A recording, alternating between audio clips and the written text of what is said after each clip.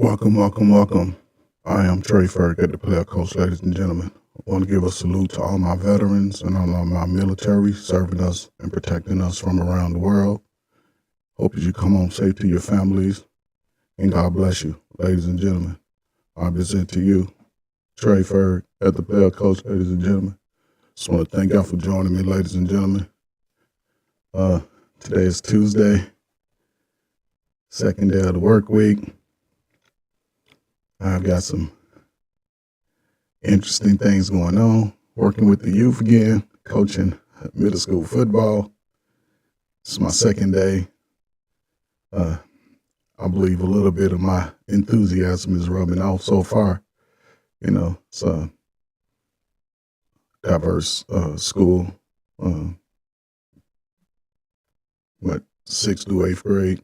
But seventh and eighth grade can play football. So far it's been really cool. The coaches, I guess they call themselves filling me out, but that's okay. They can fill me out. I just come to play football and coach football. So I think, so far it's pretty good. I watch other coaches' techniques and just apply what I know to any position, every position, whether they running, passing, catching, blocking, tackling, throwing, kicking, drinking water, putting on the uniform. All of those things apply to me when I think about coaching. How they, perform in school, how they perform at home, talking to mom, talking to dad. Just really, enjoying coaching, working with not just youth, but, high schoolers, college, bound, you know, some college students, It's really fulfilling for me. It's given me a lot of joy and a lot of blessings beyond my measure. It's took me to places I never thought I'd be, and it's just given me a whole insight on how I live my life and how I try to assist others in, living the best life that they can live, wherever they come from, wherever their circumstance is. I have no problems with any of that. I truly believe that the glass is always half full and not half empty. But again, it's just my feelings, my thoughts, my understandings of certain things, and it's really unique. Now I'm older, kids and children are a lot different than when I was younger and playing sports.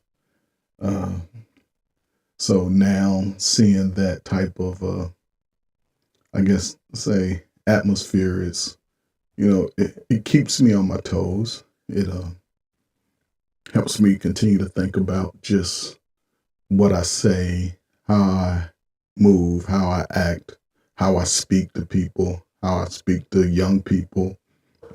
Because me being a coach, again, it's just, within football right now, but basketball, baseball, uh, soccer, just coaching a sport, I try to get the best out of my team.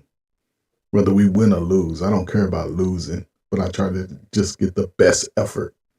And once they recognize that they can provide the effort, then they can use that and apply it to pretty much every part of their lives.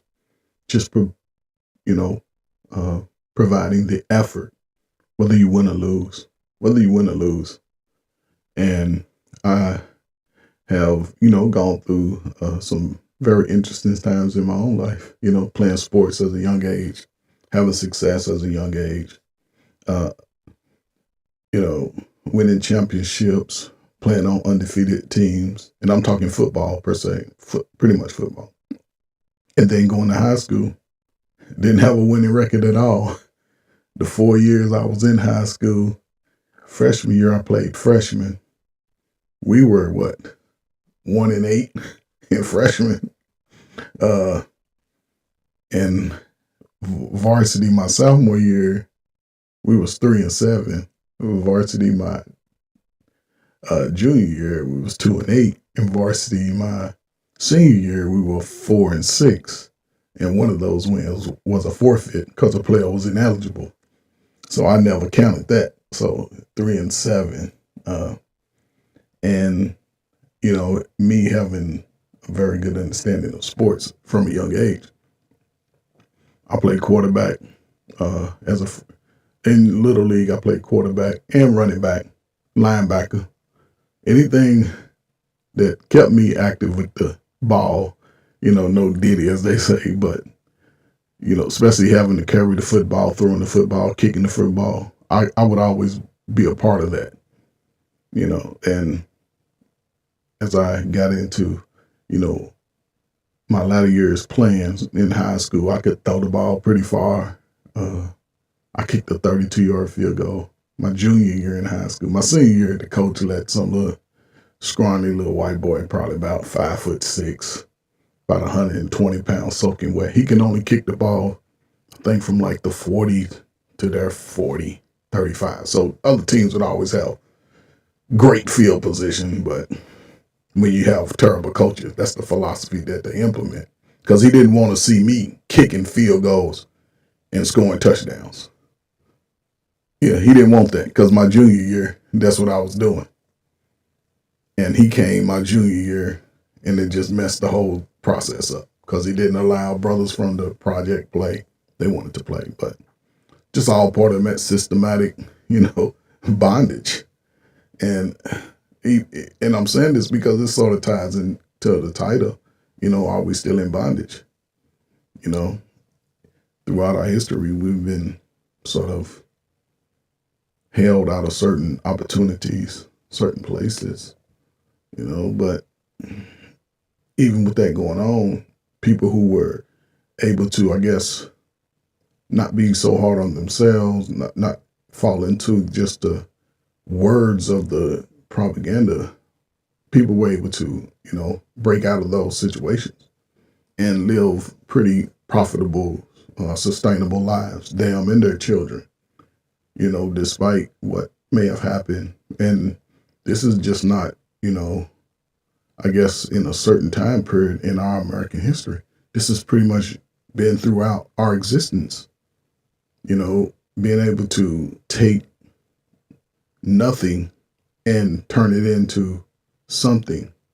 I think that's that's always been part of our, just our existence, our creative energy and nature, and we're not the only people throughout history that, started from nothing. It's always been, just groups of people who have been placed in bondage based off of other people's ideology and rhetoric and,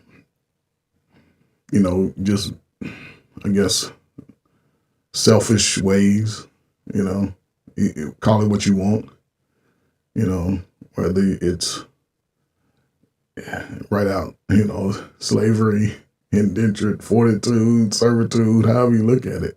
If you're doing a service and you're not getting any reward for your effort, then that's pretty much what it is, and you still have to abide by the rules and regulations set forth by those who will not compensate you for your work, So that's been throughout history of mankind. It's written in the Bible. It's written in almost every biblical text, but it's worded differently to sort of water it down what you really may have gone through.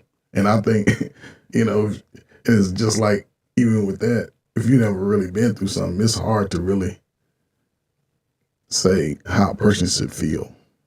You can probably empathize and say, oh, okay, I can see that. Yeah. Because if you look at it, you just have to look at, okay, if that was me, that'd be too tough. Could I handle it? I can say anything on this side of it. Like, man, I could be a tough. I was in slavery. I'll break and do all of this. Yeah. It's easy to say now. But for those who were in that suffrage in that period of time, it's probably devastating, heartbreaking, just spirit breaking, just put you in a mind state that, any moment could be your last day, just based off the subjugation that you facing, or just saying, hey, I'm done. It's over. There will be no more me living. I'm giving up. I'm through fighting. So I think, it's important to sort of just look at those things and recognize those things throughout history, how certain events have played out throughout you can say, before the modern history, throughout our history, especially from, the event of people coming to the Americas, people seeking those new lands and opportunity with, I would say, a form of disrespect and a disregard to those that taught them the culture of living, within the boundaries of the earth and what it provides to a civilization and what it provides to a people.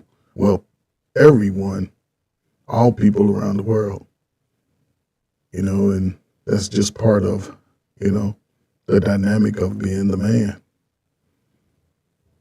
because even in regardless of where you look at, there's a certain type of man that gets a certain type of privilege, certain type of understanding, a certain type of advantage. And there is a certain type of man that does not. So, again, ladies and gentlemen, I am Trey Ferg at the Player Coach, ladies and gentlemen. I am Trey Ferg at the Player Coach, ladies and gentlemen. Hit the like, share, subscribe button as you come in, ladies and gentlemen. Hit the like, share, subscribe button at Trey Ferg at the Player Coach, ladies and gentlemen. And, what's up, my brother, probably chasing, man. Appreciate you, man, for real. Salute, man. Yeah, man, I can't fight over here, man. I can just move around YouTube and just throw my little ones and twos and get out when I can. So, it's just, part of the dynamic of, living on earth amongst men of the world, cultures of the world, races of the world, however you divide it up, whether it's just different cultures, races, heritage, lineage, however it is. It's other words I probably don't even know, but it is. It just depends on you, where you are, where you stand. I could never look back and say what I would have done if I had to stand with my ancestors in those times. I can't do it. I can't even look and imagine how I would feel if, some of my closest loved ones were taken away from me.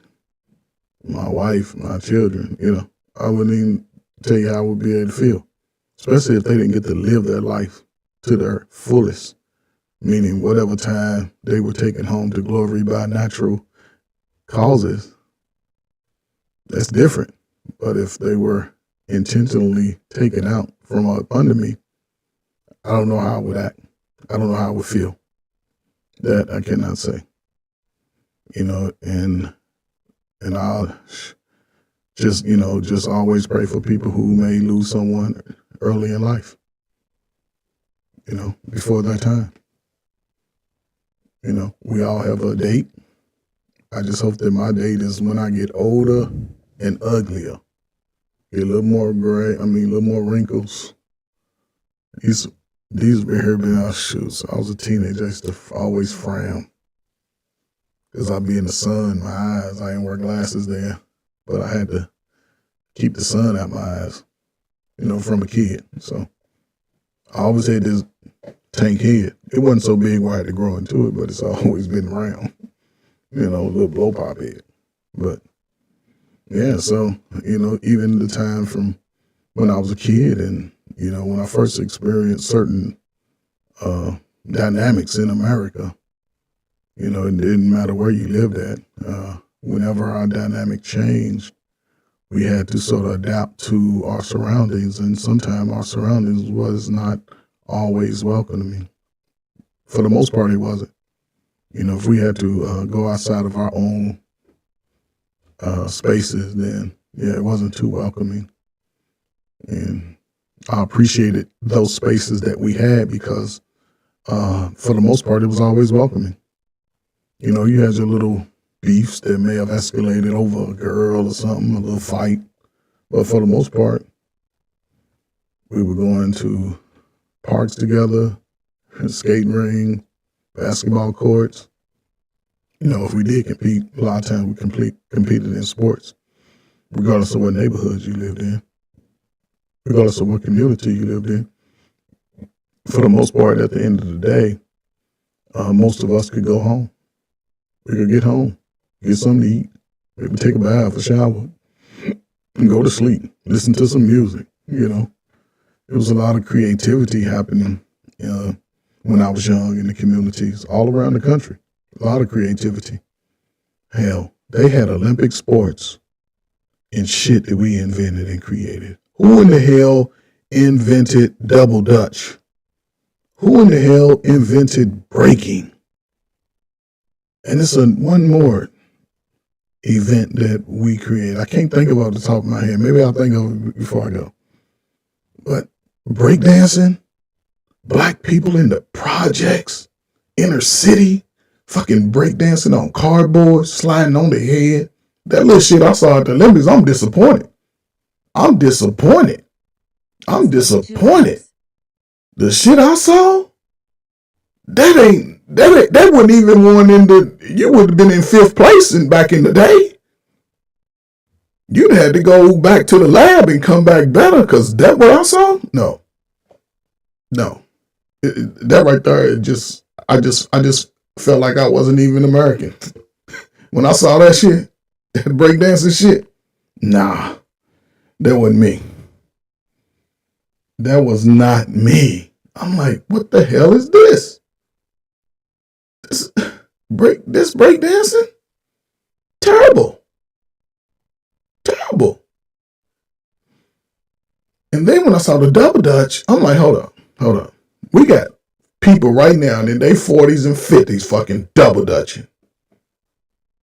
40s and 50s, grown ass people. And these people, if you look at it, that was stuff that we was doing as kids. By 12 years old, most girls knew how to double dutch. Everybody knew how to ride a bike. Doing flips off of old mattresses. You just pile 2 or 3 of them up and you just do flips. Didn't know what the mattress had on. But the creativity that was rampant in the inner cities just allowed you that opportunity to escape. And when I heard that they were having fucking breakdancing, fucking double dutch, and I forget that last one. Shit that happened in the inner cities of the black community of the late 70s and 80s. The inner city. And now it's a worldwide phenomenon. And no African Americans, black, Afros, whatever you want to call them, no young people were in that shit.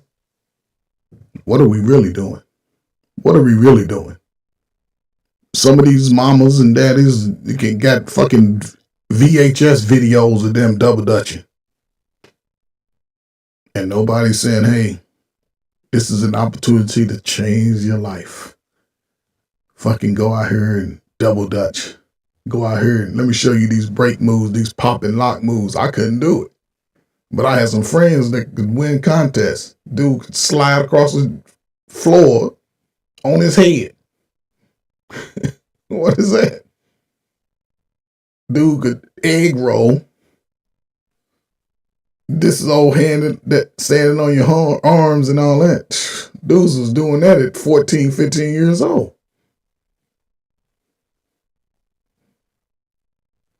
And now it's like everybody's fucking overweight. You was outside and worked so many muscles then that everybody was ripped. Everybody has 8-packs. You know, the girls was nice. And if you were a little overweight, you had that hard fat. Hard. It was hard. Well, the guys I knew, they was solid. It was like old sandbag build. It wasn't no little. You got the man. You know, it wasn't none of that. If it was all. It was just. Yeah, it almost felt like if you hit it, it felt like muscle. It felt like muscle. I had a friend, 300 pounds. This dude could ride a bike for fucking 18 hours. He was just a big boy. Just a big boy. Solid. Played football all the way through. A big boy. Ride a bike on the little skinny wheel 10-speed. Yeah. Girls who used to run around. Everybody had calf muscles. Everybody had calf muscles because you walking up and down the street. They used to tell me I used to bounce up and down the street because I walked, apparently I believe I walked on my toes, I know, but I was just hopping, walking. It was just a reflex. It was just a reflex. It wasn't nothing special that I did besides, playing football, doing a little weightlifting, doing a little exercise as a kid. That was it. And here I am in the 21st century, 2024, and we having the Olympics. And we got breakdancing and double dutch. And I'm going to say this. This is my last thing about this, and I'm going to move on to the top. If it ain't no damn black people in the damn 2028 Olympics in fucking LA, I believe that's right. Maybe I'm wrong.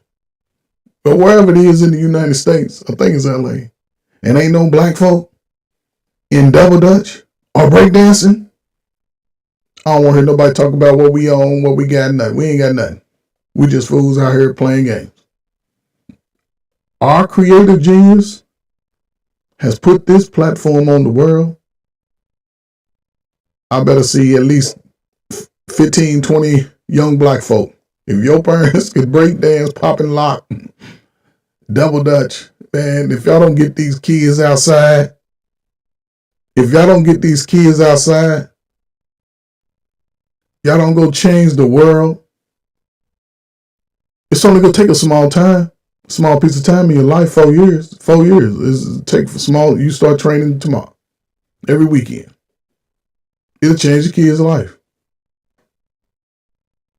It'll change your life. Hell, it'll change everybody's life.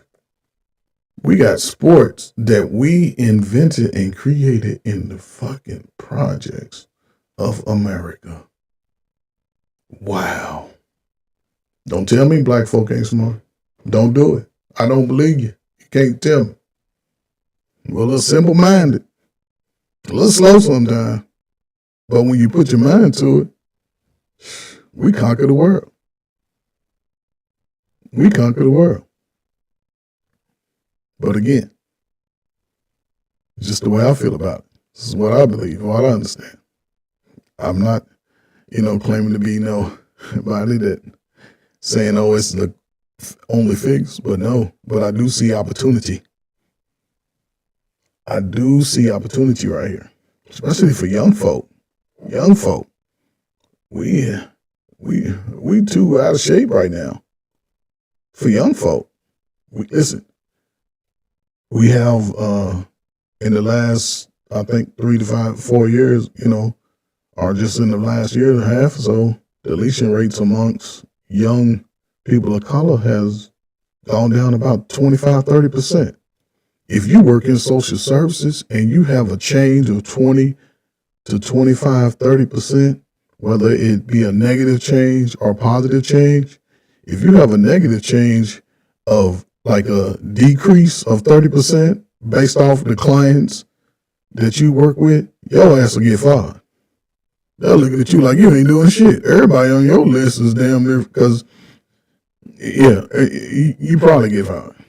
But if you have a 20% increase, 30% increase of positive change with the clients and people that you work with, man, you sitting on top of the hill.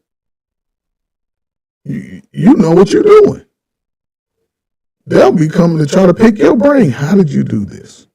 How did you get a 25% increase in the people that you work with, whether it's behavior, whether it's financially, whether it's anything positive in somebody's life, emotionally?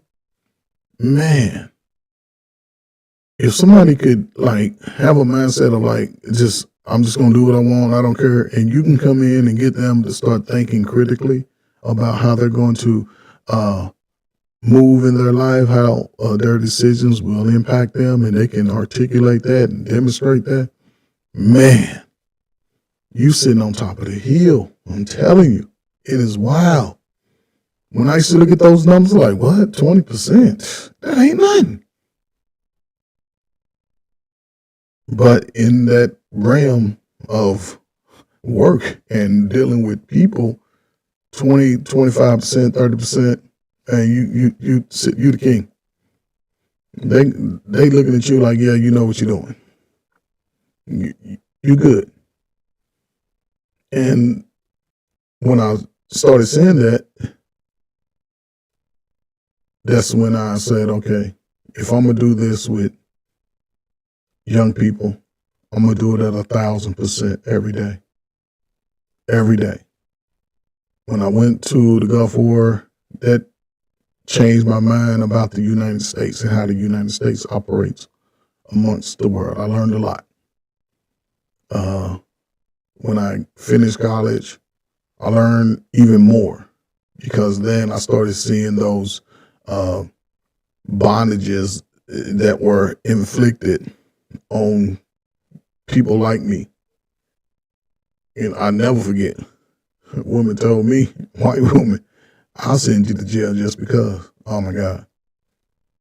I felt like Nat Turner right there. Like, let me tell you something. I'm an educated black man. You can't do nothing and it was crazy. And I went through that.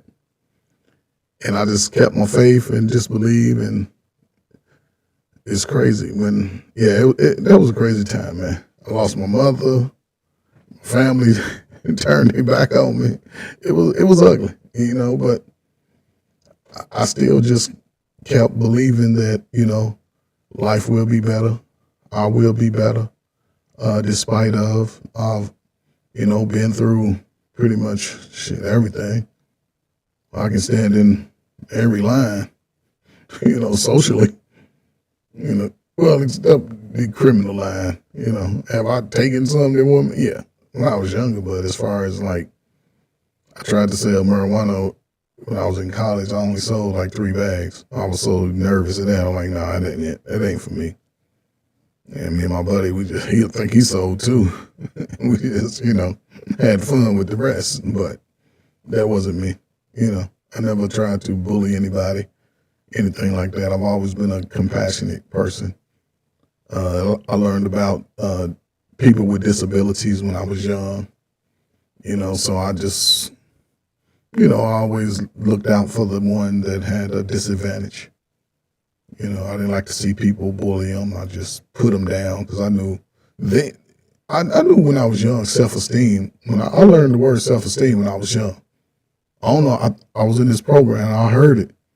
And then I was really curious. When I was, before 12, I was a nerd. And I used to go look it up. And I'm like, oh, okay. Self-esteem. How somebody make you feel bad? I used to always question that. How somebody gonna make me feel bad? And I'm looking around, everybody standing in the same pool that I'm in, like, you ain't better than me. But I didn't think that I was better than anybody else either. Most of my problems have came from people that look like me. So I just, learned not to take a lot of things personal, but also learn not to believe a whole lot of people. Because I used to go, let me go see what they say in the book. But, I listen. I wasn't like, oh, no, but if it doesn't make sense to me, it doesn't make sense. It doesn't make sense. You don't have to always go like, okay. It doesn't make sense. And a fast talker, a fast talker will be the last person I listen to. A person that really talks fast and just jumps over a point and jumps over and jumps over. Yeah, you can't really say too much. Yeah, you can't really say too much. I'm like, I don't know, man. You just talking. But yeah, so it was just a unique time.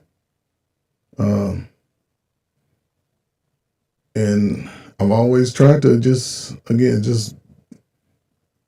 be respectful, treat people with dignity, hold my head up high, not let others sort of box me in, and I remember when I was young, it was something we call reverse psychology.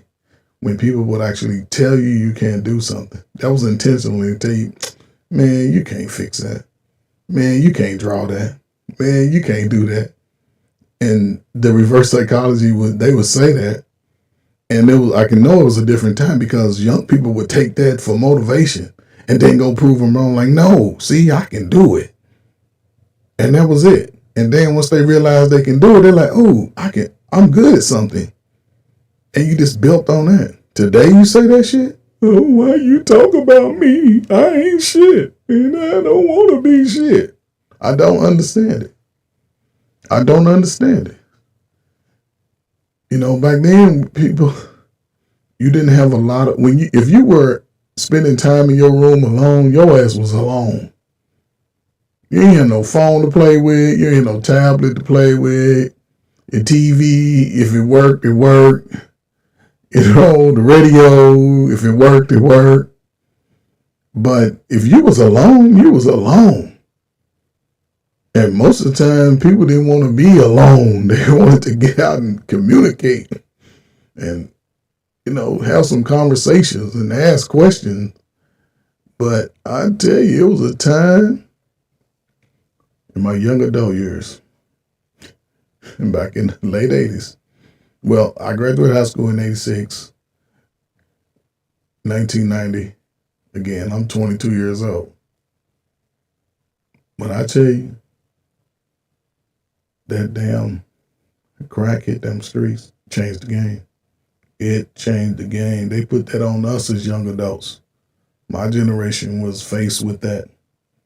We were the ones that were Generation X, because Generation X was the generation that had most of the skills coming out already. We were afforded the vocational schools from your 11th and 12th grade, 2 years of vocational training. So when a lot of people came out of those schools, they went right into the workforce. Was it a trick? Could have been, but you can be 21, 22 making $30,000, $34,000. It's a lot of money. You don't have no children. It's pretty decent.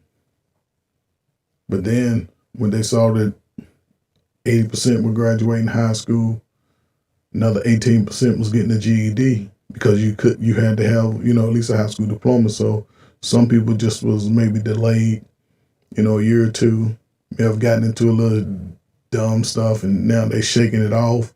They get their GED, and that was like 18%. So you got 80% graduating, 18% GED. That's like 98%. People were going to college because the Cosby Show came out and showed college-educated young kids, young folk. College exploded all over the country. Young black folk were graduating at a high rate, getting a master's, getting a PhD, getting out here. Now people my age done already worked a 20-year job, looking to retire, going to something else. And even for myself. So, and we saw a lot of the ends of the, civil rights sewage per se. A lot of black folk my age, their first remembrance was in the projects. They were born in the projects, inner city. Whether you went from New York to South Beach, and all projects are built different. New York, I know Chicago, they high rises, they shit 9 stories tall with 400 units in each, and it's all brick. Ain't no plush carpet unless you buy an area rug. It's all brick. You run up, you run your head off one of them walls, you go bounce off the wall. But it's just been a lot. It's just been a lot, man. So I think now, I can look back and just based off some things and say that, a lot of this stuff is, just I would say a contract that was written years ago. Because a lot of it is just it's almost like it's self-producing itself. Well, I said that wrong. It's just running off its own energy. A lot of where we are as people of color is just running off its own energy, which is unfortunate. Which is unfortunate. And that's why I came up with this title today, because hold up, Polly Chase. So, you're familiar with the concept of monkey sphere? Yes, I am. I'm working it by myself. I can make you, a mod if you want to be, but I work it by myself. So I'm trying to look at the screen. I don't look at my phone too much. And I know I should be looking at the chat, but I don't do that too much either, which I probably should. So give me a second. So what is that? Laughing Man's that plays a huge role in how group dynamics work and how we see outsiders. Yes. Yep. Color plays no role. It does and it doesn't. Because even within myself, I'm light skinned. Within our own community, I'm considered light skinned. So color to me it may not be spoken out loud, but it's always in the mind.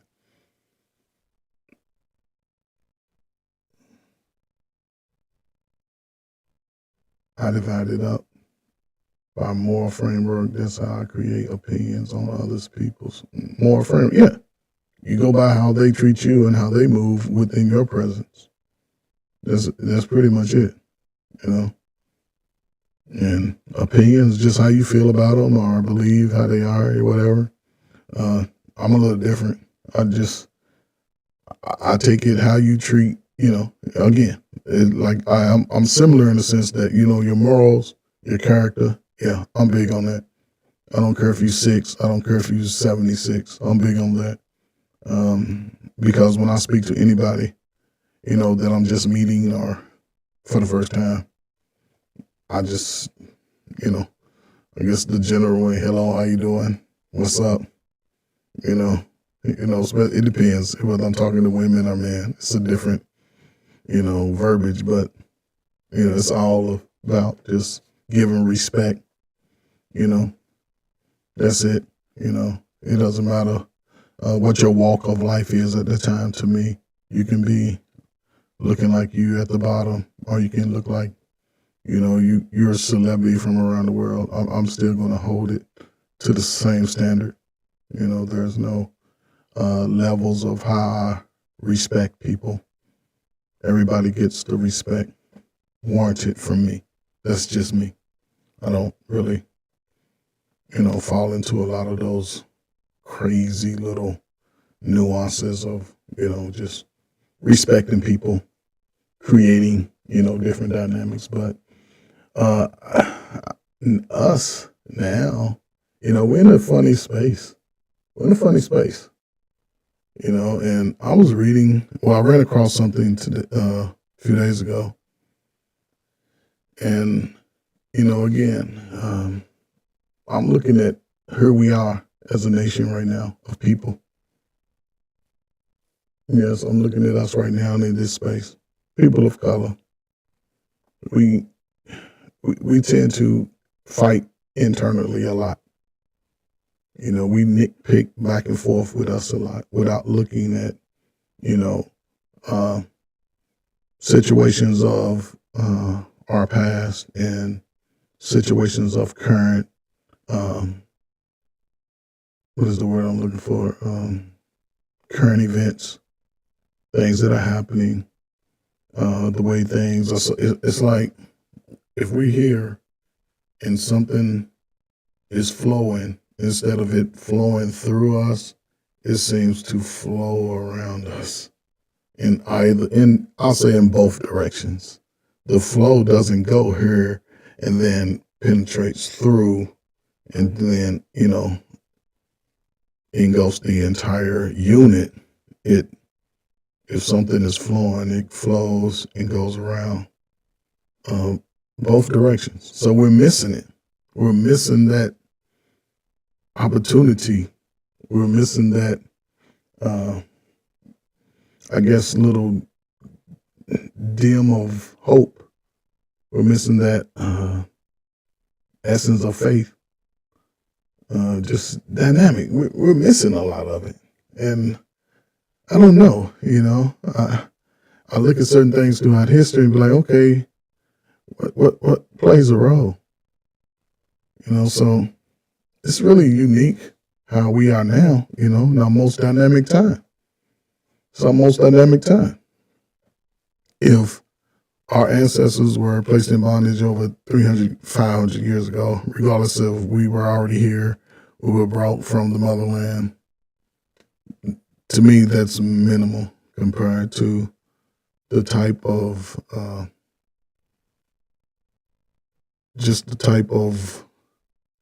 I guess, I would say bondage, subjugation, degradation, just any other word. It's like it was what was implemented at the time and throughout the years is something that just put us in this whirlwind of mind bondage, because me, I have the opportunity and, to go anywhere I want that I desire. And I should be able to move within the space of the earth now, and as I'm older now, so there's some places I wouldn't go anyway because I don't want to have to go through that whole rough. It's almost like camping. Some places you go, it's almost gonna be like camping. And as I'm older now, it ain't nothing that I would want to do that. So I don't know, and I came across this. It was sort of a classroom assignment. It was a classroom assignment when we actually, well, not me in particular, but people that I know that was in this class, and they broke down the Willie Lynch letter and going back. And some people say it's real. Some people say it's not real. Me, I've always believed that it's real. And it's not so much because it doesn't give a whole lot of detail about, how to make the machine run. It doesn't give a whole lot of detail. It just tells you certain things to implement, things to do to create this sort of ball of wax that we have today. And the unique thing about it was that it was placed right in front of us as a people. Years ago, it was placed right in front of us. And today, we are right in the prime middle of that. We're right in the prime middle of it. And with the advancement of the technologies, the advancement of just the textiles, the automobiles, what else? Even produce. No, I wouldn't say. Yeah, even produce. Productions of certain goods. with the advancement of that, we still sort of seem to fall short in grasping and taking advantage of those particular spaces and opportunities, and this was something that was sort of implemented hundreds of years ago. And in that implementation, it said that it could be something that could really, I guess would show its face sometime down the road. So when I ran across this assignment, I was like, man, this is where we are. We pretty much on cruise control with the stuff that we seem to can't get right. Remember Can't Get Right? Shout out to Can't Get Right. Movie life. Listen, it's just, we seem to be there. And again, this is our future state. I believe this is our future state right here. Most technological advance. People are aware of a lot more things that we were not aware of before. People have access to spaces and opportunities that weren't afforded to us years ago. We've sort of, stepped a few steps back from our nature as men and women, in a sense, because we sort of fall victim to certain, I don't know what to call it, certain little nuances that prevent a lot of us from really just being, just adventurous, being conquering. You want to go out and do, we sell this phrase, you want to go out and conquer the world, meaning you can go anywhere in the world, anywhere in the globe, and live free amongst men. And, our youngest of our men, strongest, sort of refrain from that opportunity. I've seen videos over, a few weeks and months, that the women from around the world are saying, hey, brother, we here too. We are here too. We see what has happened to you. Our ancestors and our family has talked about it. But we see you. We see you. And it scares me to think about the future because I have young sons. I have nieces. What would their future look like? Because today we have access and opportunity for a lot of those spaces that for hundreds of years we could not go. We have an election that we could possibly have its first woman of color, first female president. Let's just do that. Female. If you would ask people 10 years ago, you think the first female president will be black? I believe 99.999% of people be like, no, hell no. Not a black woman, not the first female. They would have put Sarah Becky up there for that. But Kamala,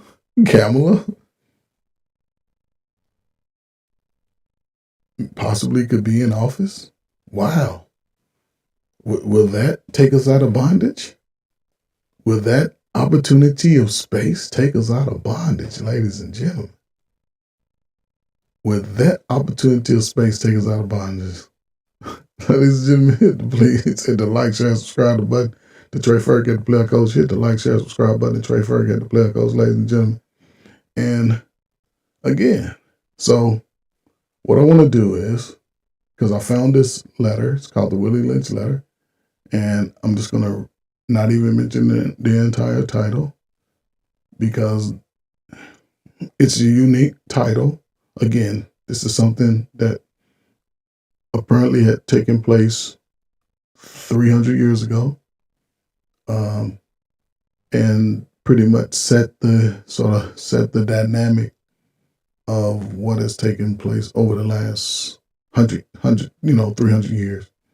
How it's sort of now moving off of its own energy.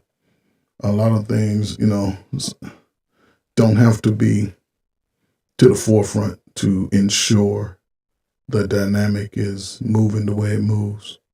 So it's just really, really unique about how it's happening today. And I'm going to just go through a few slides and just sort of break them down just based off what the class did, and just highlight a few points. I'm not going to hit them all, but somewhat, quite a few, and just briefly highlight some of the points and how the time of then emulates the time of now without any hands-on management. Pretty much everything is a lot of it hands-off now.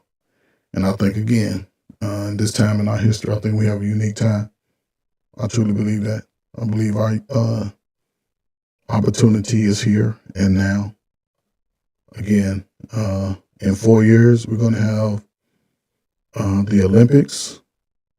It's going to be opportunity within the United States. It's going to be other world leaders, other world citizens coming here and looking at these nice new apartment buildings that they're building, these nice new townhomes, these pretty little $300,000, $400,000, $500,000 homes. And a lot of these people in other countries, they may have the bread. They may have the bread. They may have it. People come from Saudi Arabia, they come in here with a couple 100,000, maybe 500,000, 600,000, getting whatever.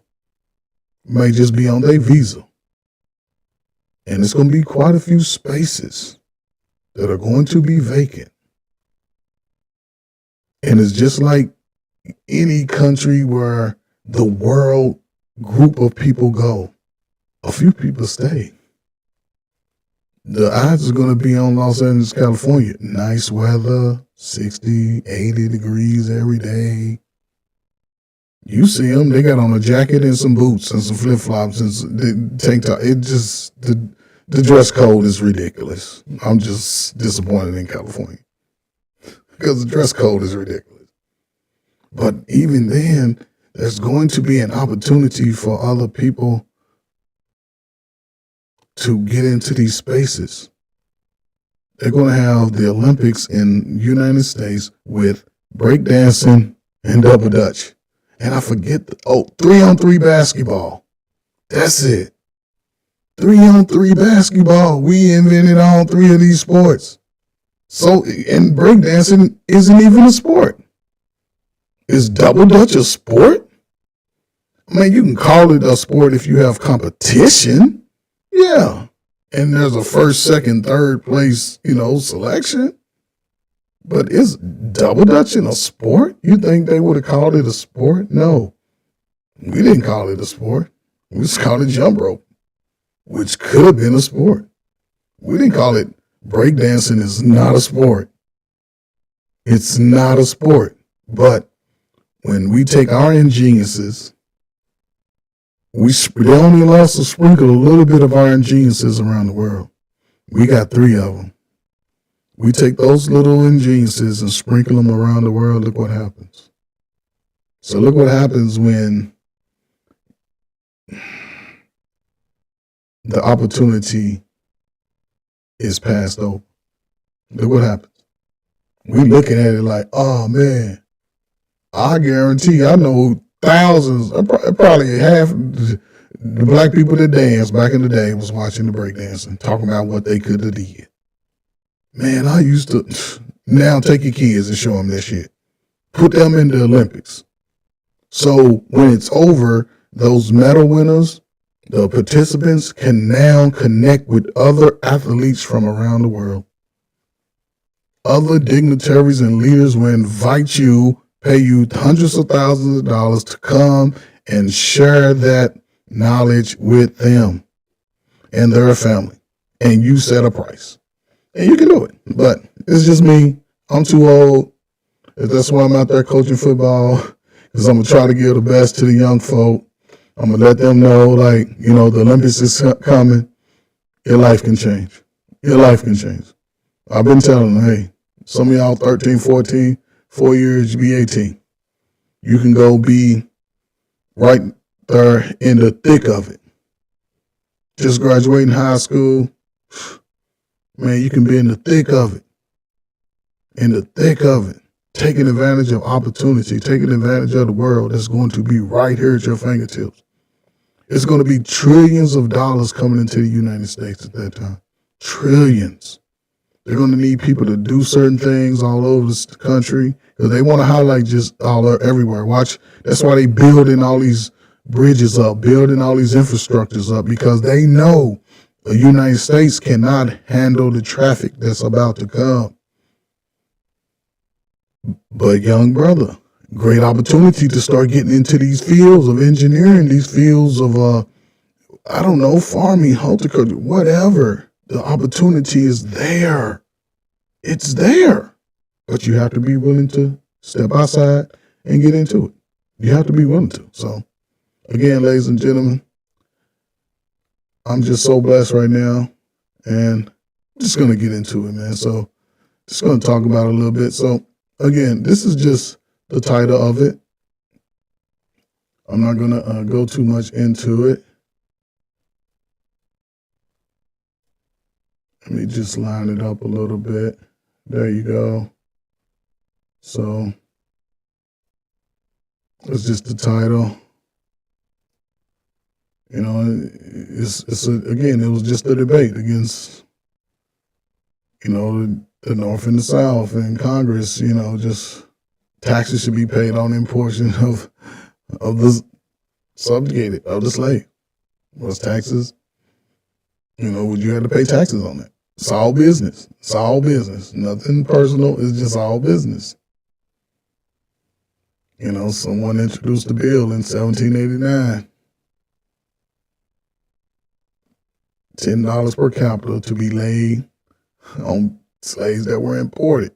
Now, again, we say some were already here. But then if you came from, the motherland, then you may have had a tax placed on your head. And that was paid to the government, state, whatever states it was at the time. So it's unique.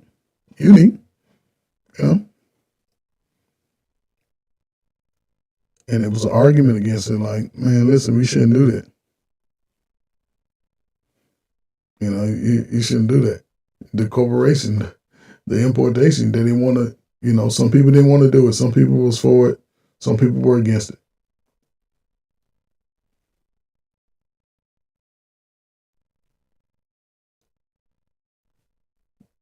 So some people believe that, hey, just let them be slaves instead of free people. Some people believe that.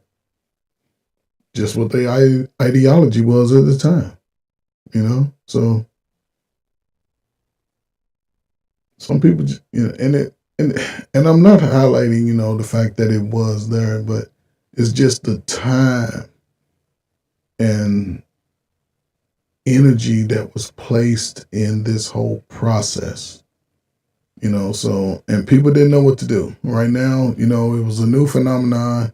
People didn't know how to really handle it. Some people, said, oh, we could tax. Some people, it was different little, I guess, nuances that were taking place because it's new. People are trying to figure it out. How are we going to do this? This is new space, new territory that we never been in as a people, as a nation. Again, black people were not the first people that were subjugating to be, slaves in servitude. Indentured service, however you want to call it. We weren't the first people,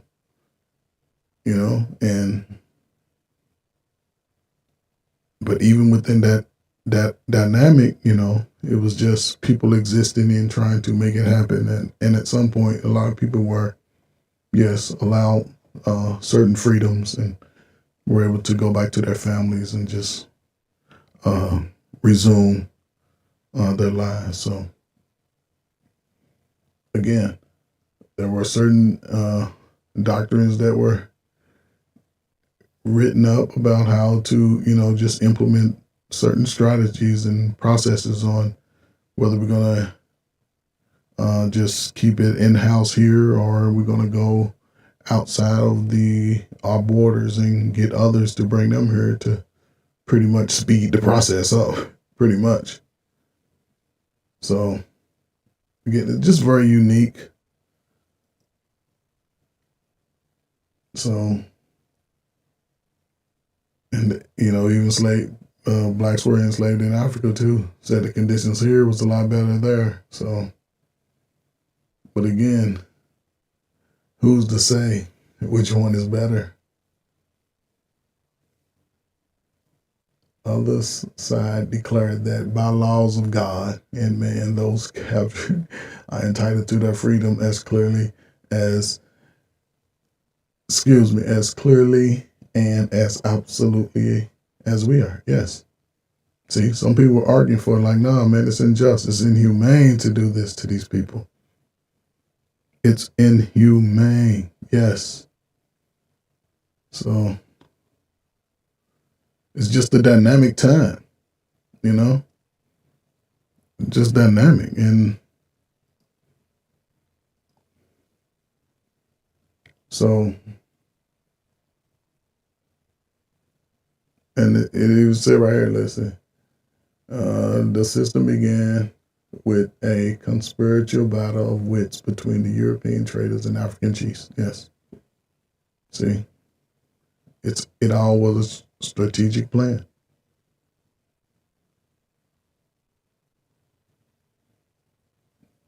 What's up, Hassan, man? Salute, man.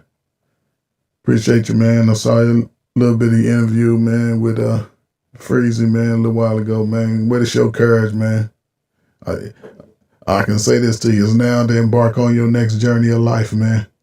You don't have to show nobody else nothing out here in these streets, man. Go live the world for yourself, man. Take advantage, man. Salute, for real. You there, man. You right that pinnacle. We talked about it, man. Go do it, man. Get it done, man. Get it done, man. For real. Change your life, brother. You can be ready for the Olympics in 4 years, man. Because it's coming to L.A. So, and like I said, I'm not going to read everything because it's a lot. But again, it's a document. There's several of them. And this is just, sort of an introduction, not breaking down the actual content of the letter, but it's just where people were standing morally, economically, just based on the ideal of it, having people come and, allowing us that life that we wouldn't afford it in our homeland. Now we can come here and create a whole new dynamic and maintain control. So just very unique about it, See, it was certain, I guess, bylaws and protocols that people who wanted to have slaves, it was certain things they had to, abide by.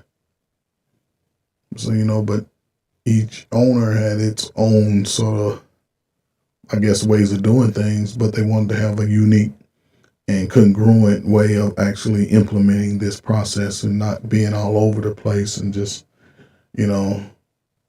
losing out on opportunities to make profits, and have money in their pocket. So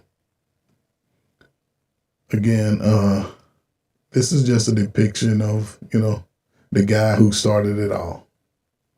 The guy who started it all. I know if y'all heard of the lynch mob with Ice Cube, those things, lynching, this came from this gentleman who was I think it was a West Indies slave owner.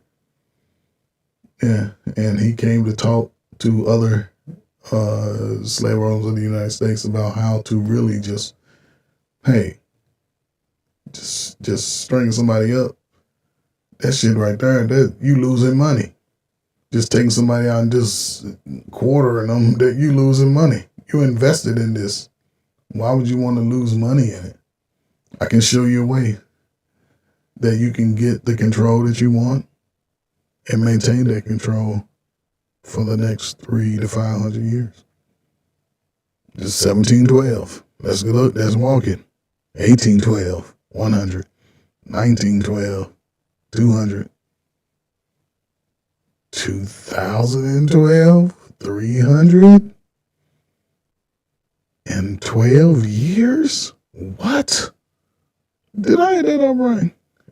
18, 100, 19, 200, 2012, 300. Wow.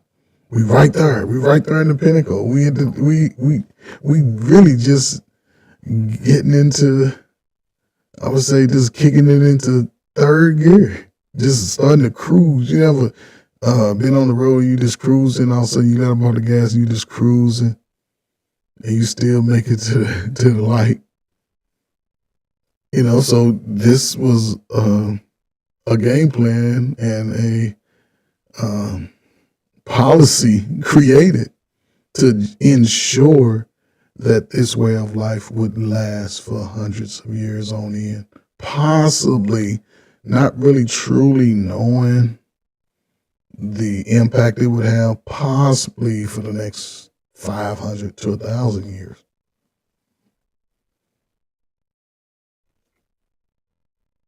So, and again, he just came with a little bag of letters, something he'd been writing down because he had been a slave owner for years. And it just said, I guarantee every one of you that if this is installed correctly, it will control slaves for the next 300 years. There we go. It's in some documents already said 3 to 500. 3 to 500. So here we are, right in the pinnacle. 3 to 500 years later, right at 312 years. 312 years exact. And here we are. He had a whole outline, the differences in us as a people or anyone in that position. You had light skin, you had dark skin, you had male, you had female, you had father, you had son, you had mother, you had daughter, you had old, you had young. You just boy, girl. It was a whole breakdown of, hey, implement this process. And you'll always be able to make profit. You'll always be able to maintain the acceptance or the non-acceptance of the life that you're looking to live here in the Americas. So again, part of the assignment. Age, he broke it down by age, only because it was the first letter in the alphabet. Color or shade. I'm light skinned, dark skinned. We do that. Don't we fight all the time? You light skinned, you dark skinned people do this, you light skinned people do that. Intelligence. Size, sex. Attitude of the owners. Where the slaves live in the valley or on the hill in the east west. He said if you apply this process, no matter where you live at. It don't matter the color, shade, and none of that. It doesn't matter. After receiving this indoctrination shall carry on and will become self-refueling. That's what I was talking about earlier. Self-refueling and self-generations of hundreds of years, maybe thousands. See, I didn't even read this at first. I just read it. But this was the process to do. Yeah. Self-refueling. That's where we are. We are self-refueling the process of this whole indoctrination.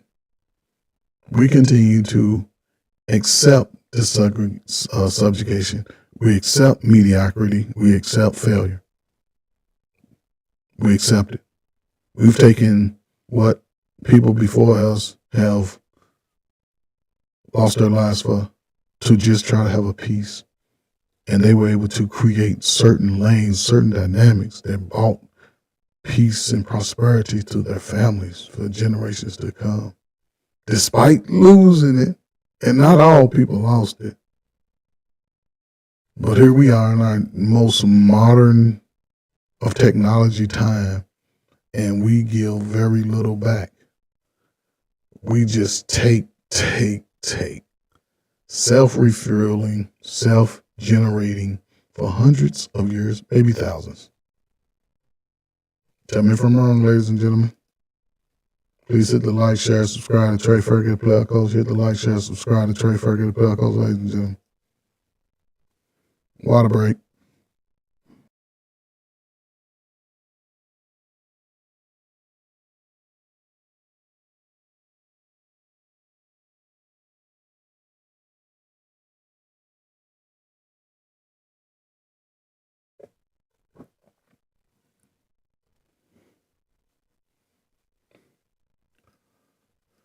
So, again, you got to pitch. And this is why I think we have problems at today. Old male against a young male. Think about it. Father, son, stranger, foe, co-worker, whatever category, neighbor, young and old. Our message as, and it's, I can go even looking back on my youth when my parents would tell me something, I might give them, you didn't give looks, but you thought it in like, man, my dad don't know what he's talking about. And then as you get older, you start seeing that shit happen like, dang, he do know what he's talking about. Back then you didn't verbalize that you didn't agree. You just took it with a grain of salt, like, yeah, okay. That's what you're thinking in your head. Man, that ain't gonna happen like that. And all of a sudden, 10 minutes later, it happened just like they reported it. But again, young and old, and you take that outside of people you don't know, a lot of younger people don't take advice from older people because what they saw with the older people in their lives, they wasn't shit. Or they would say they wasn't shit. But one thing I noticed is that a lot of us, we don't really understand the struggles and pains of those before us and how those things affected their minds. Took away the self-esteem, took away motivation, took away desires to be better. A lot of things were, and it just wasn't, the so-called system. A lot of it was within the family dynamic. A lot of it was in our mind where we had certain failures and just didn't know how to come out of that dark space after failing. So, and this is where we are, the young and the old. It's a whole different language. It's a whole different mindset, whole different motivation. I'm not talking now that I've gotten older and I was a shitbag when I was young, like, oh, well, you shouldn't be. No. It's like, okay, certain things that are going to be different, cool. But even at my age, it's certain passages I wouldn't want young people to go through. Now, if they just happen to go through it just by coincidence, that's different. But if you actually are not in those lanes and you intentionally put yourself in those situations, then you're not giving yourself the best opportunity to get the best result in your life. You putting your life in other people's hands. Because anytime you move in a way where it's against someone, you may get the harshest of consequences. I'll just say that. But again, young, old, dark skin, light skin. Hear that? I'm light skinned. You hear people on YouTube, oh, you light skinned people. You hear people on YouTube, oh, you dark skinned people. It's the light skinned female. It's the dark skinned female. The male versus the female. Oh my God, that's where we are now. All the young adults who's probably strong, you know what I'm saying? This is the strongest times in their lives. They 30 and all of a sudden they get angry and mad. Then they're getting close to 40. They're like, oh shit. Everybody's fighting. Nobody's growing and building together.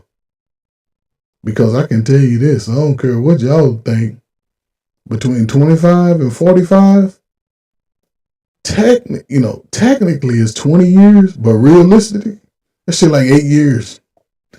Yeah, technically, yeah, it's a 20 years. Man. Realistically, that shit like 8 years.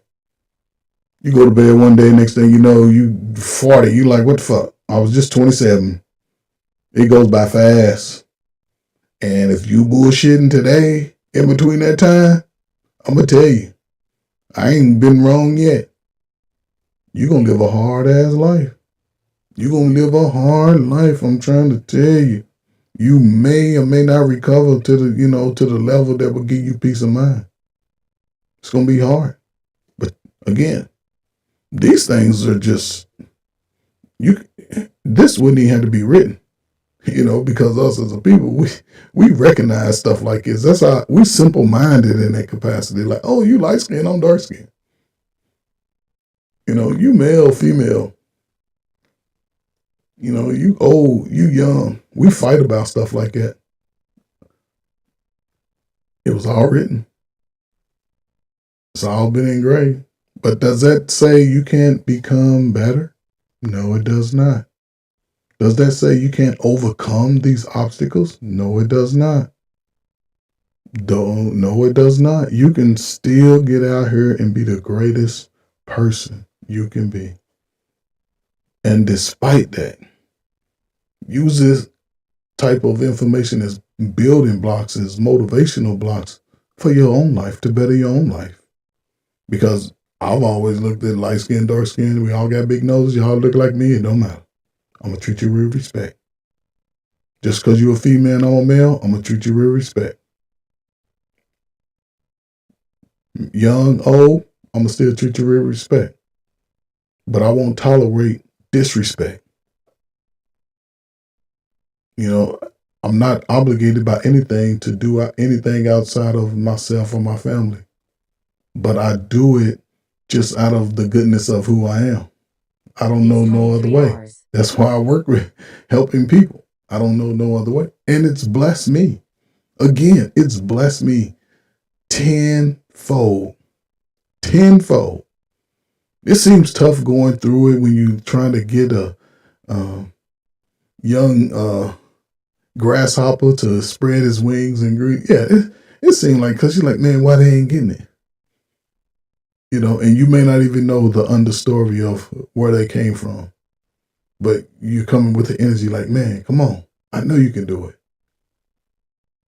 And there's nothing greater more fulfilling for me is when I see somebody get it. And when they get it, now they non-stoppable. When they get it, they ready to take on the world. And I don't have to do nothing but sit back and watch them and tell them, when you get old and gray like me, that's when you come find me. In the meantime, get out here and live. Be the best you can be despite of. Because what we going through today, come on now. It's like, if we was to compare it to money, it's probably 0.5% compared to what others went through before me. I can go to malls. I can drive cars. I can sit on the airplane. I can do all kinds of stuff. Buy a house in a nice neighborhood. Hang out at the parks. I can do all of that. People before me couldn't do any of that. Couldn't do any of it. Couldn't do any of it. So, who am I? Who am I to complain about whether somebody light skin, dark skin, young, old, male or female? No. I can't complain about that because they exist here with me. They are here with me, trying to step and walk in some of the same shoes, some of the same path. So again, it's just a simple dynamic. Just say, let's make it safe. It's a scientific process of man breaking and slave making. Just breaking your will, breaking your soul. It's happened.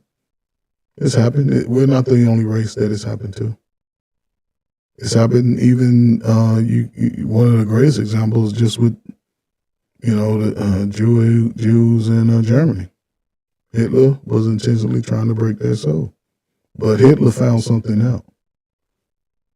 He found something out because his mother was a Jew.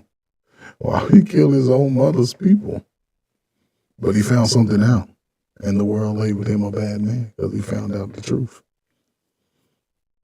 And anybody that moved in that light, days is numbered.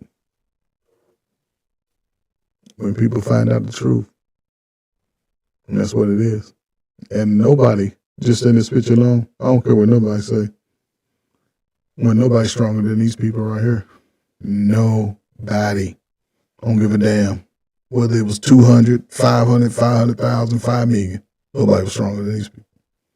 Because if you ever been to a cotton field and that cotton plant, when it blossoms like that, when it gets that cotton ball in it, the leaves dry up. And when the leaves dry up, they become sharp. They have little points on them.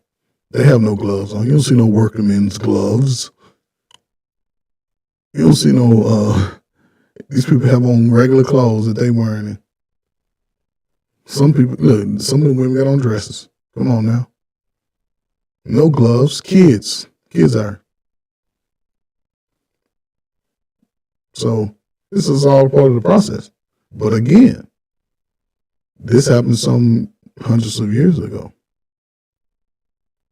Are we still in that dynamic today? Literally and figuratively. Are we still in that dynamic today? Are you the one doing that? Are you? Are you breaking yourself? Are you doing that to yourself?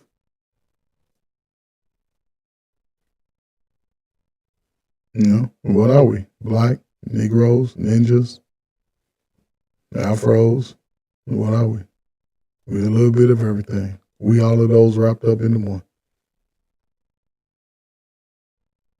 And you start again, just based off this technique.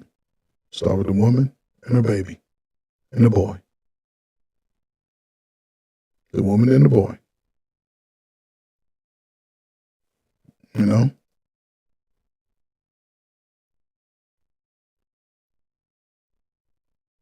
And they looked at it as if you teach the woman, let me go back a little bit. Little woman and the boy. You put the woman in front of the boy, you do certain cruel things to the man in front of the woman, and the boy will be taught by the mother to be less than, to hold things in, to not be expressive, to not speak up, to not stand up. Always accept second best, second place. Because the mother is going to protect the son, the mother is going to teach the son, because the mother is the first teacher. That's why it's so important for mothers to really at least give their sons and daughters the greatest opportunity while they're young. The mother's the first teacher. Who's going to protect the child? The mother. Whether it's a male or female. Of this time, in the 1800s. The man, he's sort of like a liability.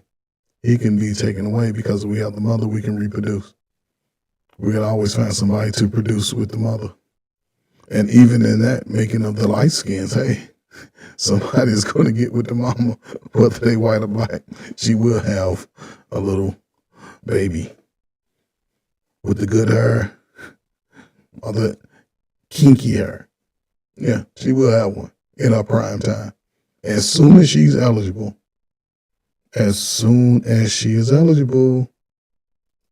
again, see, you have 6 cardinal principles. Let me go back to the principles. All similar, just breaking them both.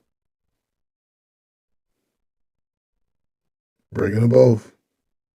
So you can crossbreed. They said it, you can crossbreed. That's what we got. Taught to respond in particular new language. Psychological and physical instruction of contentment must be created for both. Yeah, all in the mind. Today, this is where we are. It's all in our mind. It's all in our mind. Because we have no regard for those that came before us. Yes, it's all in our mind. Because even though certain systems are in place, you can still take advantage of the opportunity when it's presented to you. Once you become of age, regardless of what age, once you become of age to learn something new, you have an opportunity to learn something new. Just like when I was young, learning how to read was a big thing. Learning how to write in cursive was a big thing for a kid because you're in school. Learning how to ride a bike was a big thing. Learning how to at least hold on to the damn merry-go-round. Learning how to swing was a big thing. Seesaw, swim, holding your breath underwater, swimming on top of the water, going off the diving board, riding the bike, learning how to roller skate. Those were big milestones when you were young. Big milestones.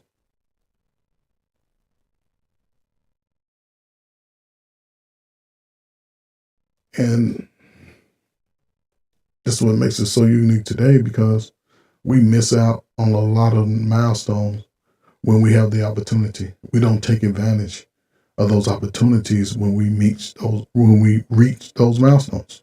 Very unique. It's just unique to me. Just unique. So again, very unique time, very unique concept, plan, policy, however you want to look at it, that was implemented. It sort of puts us in this space we are 300 years later.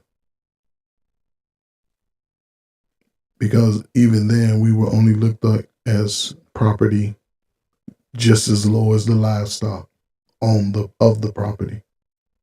Yeah, on that list, when they wrote down the list of things they own, you, me, mom, dad, grandma, grandpa, we were all at the bottom, below the ox, below the mule, below the pig, the chicken. So, are we still there today? Are we there technically or psychologically? Physically or psychologically? Are we there? If we're not, I would hope that over these next 4 years, we can see the greatness and dynamic on how to shift our lives, your own life, to a greater place. And again, some people say this letter's not real, but we can say it's not. We can say it is. You can say it's not. You can say it is.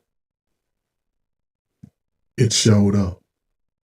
A lot of these principles, a lot of these just nuances of this particular letter holds true today. However you look at it, holds true today.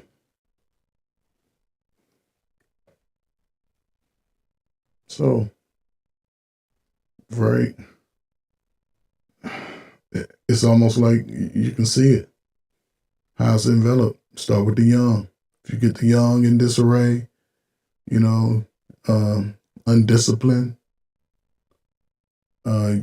you get the mother to a particular space, undisciplined mother, very little control over children, then you create this dynamic. Again, absence of father.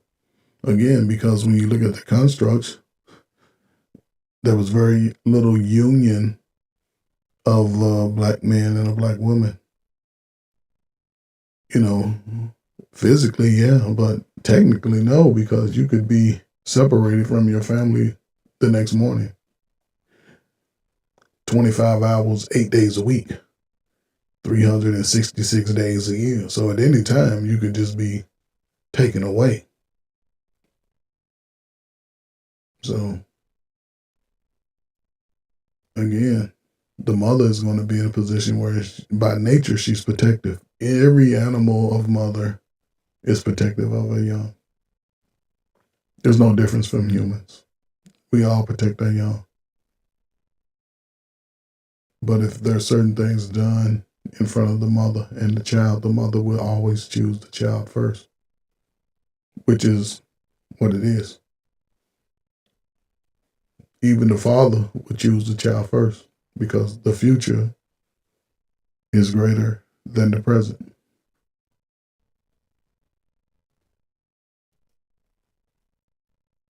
So, and it's just how the subjugation was displayed in front of everyone, male and female.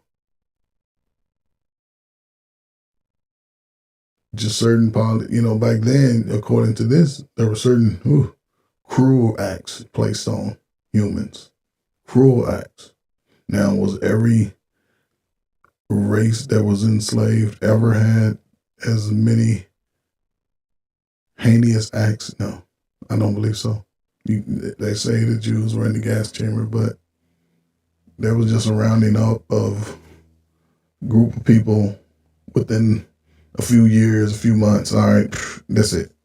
But to be in these conditions for years, centuries on end, and at that time it was literally going on. Today, is it still going on in our minds?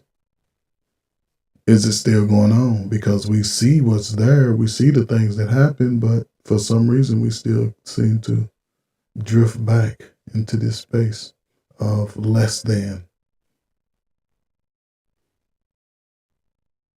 And it's really scary for the future.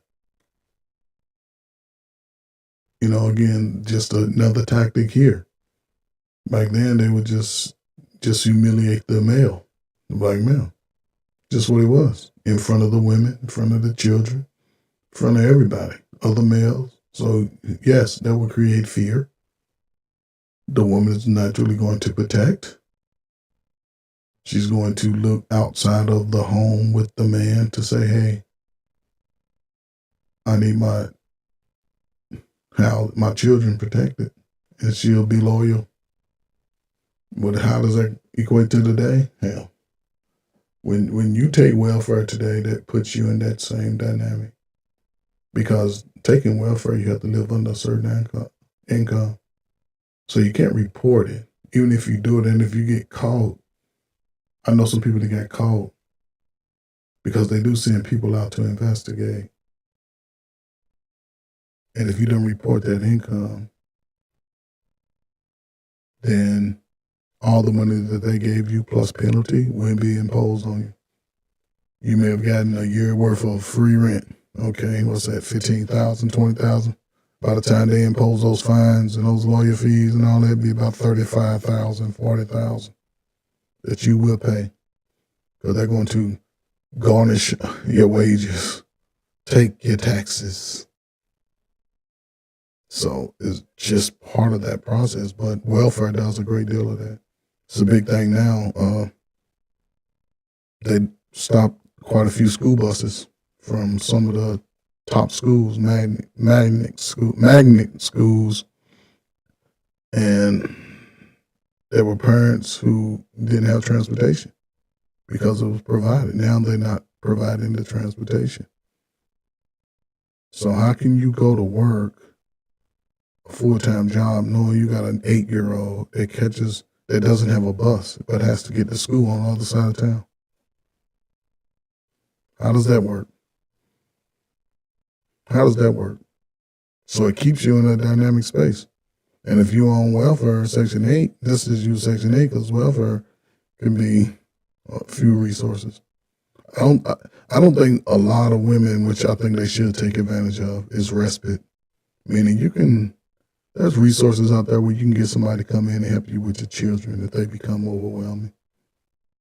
A couple of days a week, 3 or 4 hours at a time, I think. And, allow you to get some sleep, do some running around, take care of some errands and stuff like that. But for the most part, I don't think people take advantage of it because they don't want to be looked at as, incapable. But really, that's what it's for. Taking it, allow yourself to stay afloat. That's what it's for. So, how does it relate to today? You can see it. There's certain things that are put in place to sort of keep that division.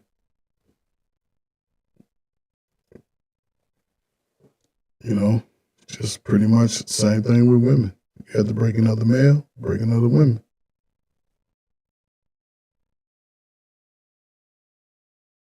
And run a series of tests on you. Just testing them. That's what they do. They run a series of tests on you. And she would submit to your desire willingly.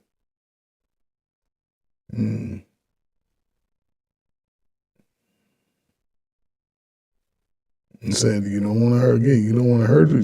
You don't want to hurt them. You don't want to, delete them. No, it's losing money today.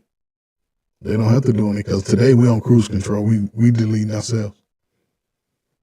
And yes, there's incidents where officers have, unfortunately, I would say deleted, red drum some of our people, but is it as many as we do to ourselves over somebody looking at you a certain way?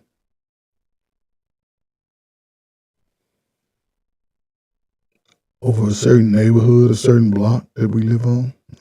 It's a little crazy. It's a little wild. It's a little weird.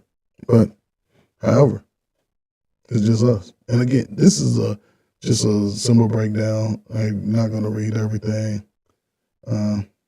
But it just gives a very good, unique outlook on how things were processed and actually implemented within that time, within the concept of, again, making a nation of people rely on the subjugation of those that kept them in bondage. It's just the process. Because again, today, if this letter can go away, will our understandings of people and how we should live improve? It's hard to say. Because right now we're on cruise control. So, again, ladies and gentlemen, please hit the like, share, subscribe to Trade Fair, get the bell codes. Hit the like, share, subscribe to Trade Fair, get the bell codes, ladies and gentlemen.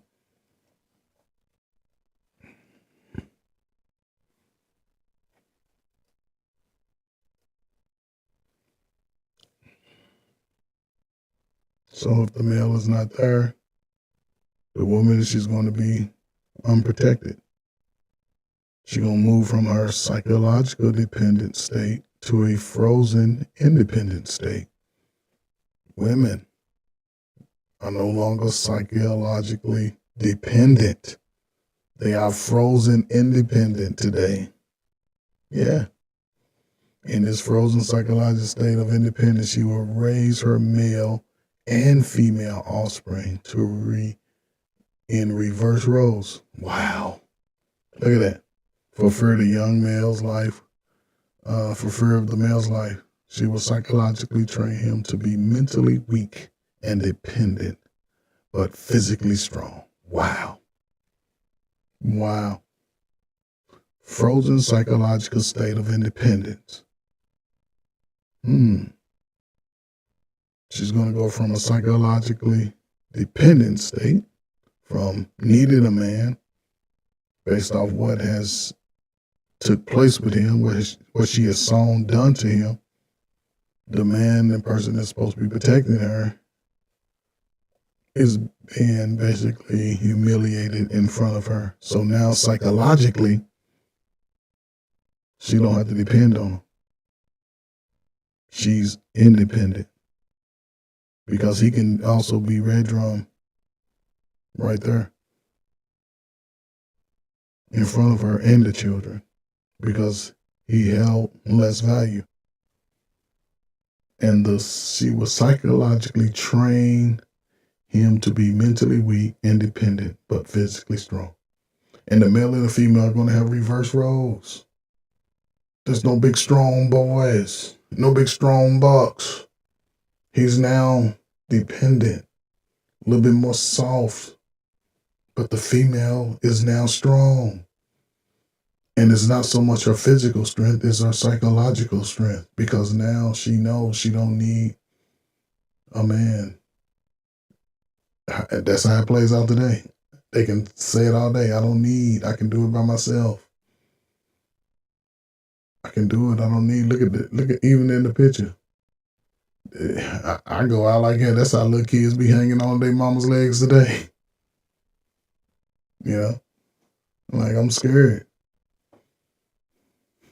When it happens, though, this would be, a woman would need a break from a kid today. They have too much to do. They got too much makeup to put on.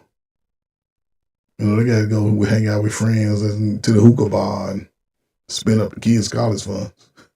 Even guys, because it's crazy.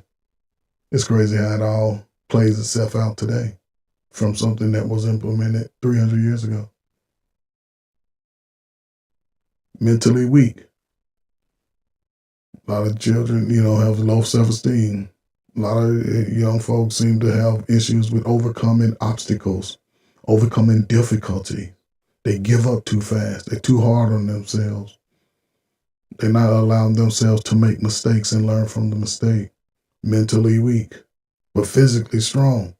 You talk about fighting, destroying something, these motherfuckers can just I don't know. It's just like they find a whole new level of body. Like, it's unique.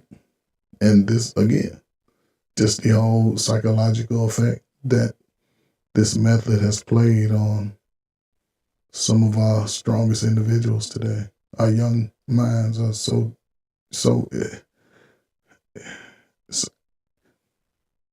it's the young man is dynamic, but right now to me it's just like it's over processed in a sense.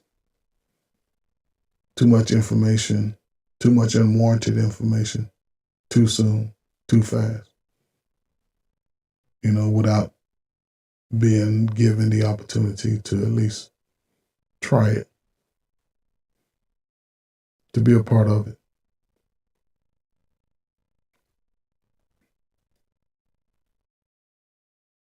See, it just says you got the woman in front of the man is behind and scared.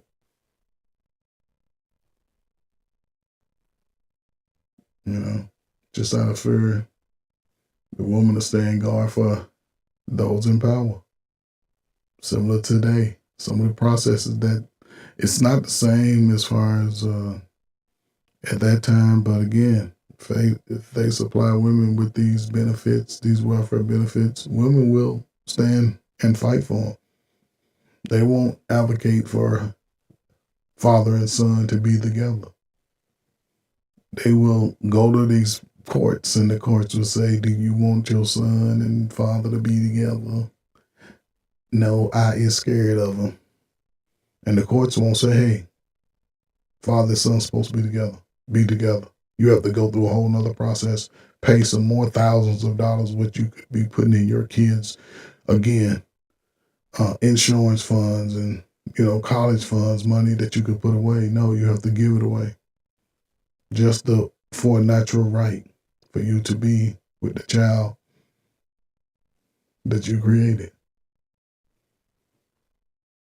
See, 16, listen, by the age of 16, he is soundly broken and ready for life, sound and efficient work, and the reproduction of a unit of good labor. That's pretty much it. 16, and now see, then he will be put to work. Today, 16-year-old, again, remember the roles reverse.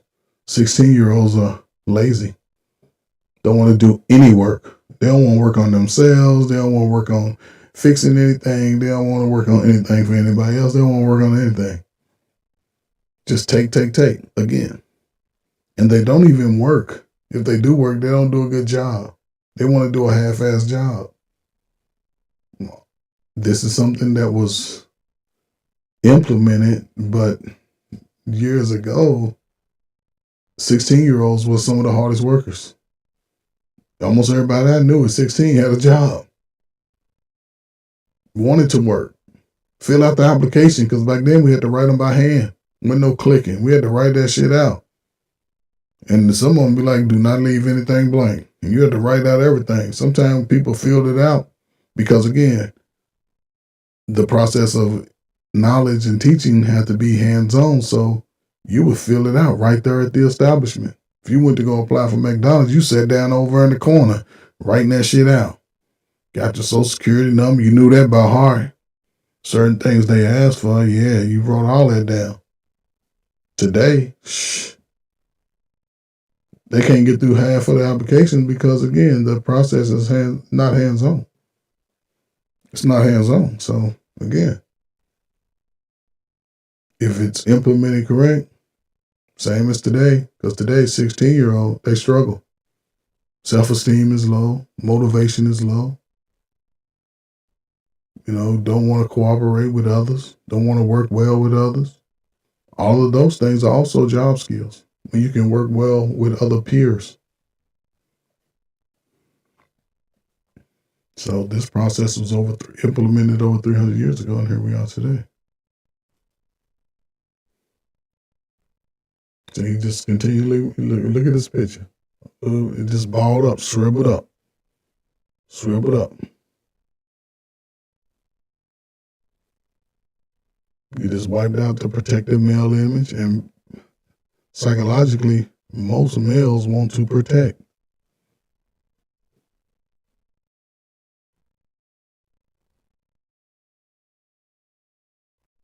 And now with this process implemented, especially today, I don't know. I think back then it was more of a fight for it. The people who tried to implement this strategy, it was more of a, just a forcing upon, they probably had to take out a few, red drum a few just to get others to finally say, okay, man, enough. But today, it's like people accept it. And it's just not for the males either. It's like both sides, the males and the females, sort of give up too soon. 8, 16, 17. They start embarking in a lifestyle that will continue this cycle of subjugation. Get into heavy drugs, drinking lots of alcohol, not interested in school, starting to live an alternative lifestyle. Just a lot of poor mind thinking activities. Just a lot of it. Homelessness, children running away from home, wanting to find out who daddy is, don't know who mama is. May see mama out in the streets doing drugs, may see mama doing bad stuff, may see daddy doing bad stuff. And at some point, a lot of 16-year-olds, I would say as early as 13, 14, a lot of youngsters just say, F it. I see what the world is. Nobody really cares for me, so I'm going to do what I do. I'm going to do what I do for me. It sounds good in the moment, but believe me, at some point, it all catches up to you. So you just, self-refueling the whole process. Too early in life. So just unique. See you again. You can have two people just, again, having sex. You can just have sex, create a baby.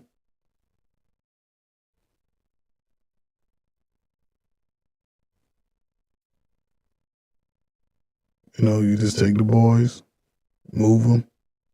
You can sell them all. They will sell them all. Hey, it's a couple $100.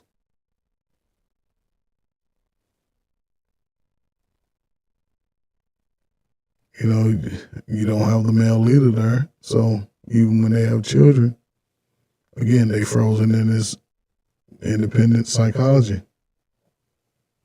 They'll raise the offspring to be less of, to not have the motivation to go out and conquer, to be explorative, to be respectful. Those things are really needed, especially today. Remember, this is implemented and sort of written out over 300 years ago. Today, you see a lot of this playing out.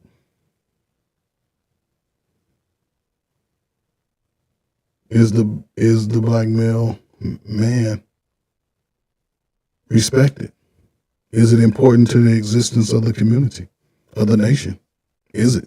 Is the black male man, well, I say man, but is the black male important? What's up, 907? Good eats. Appreciate you, sister. Appreciate you for real.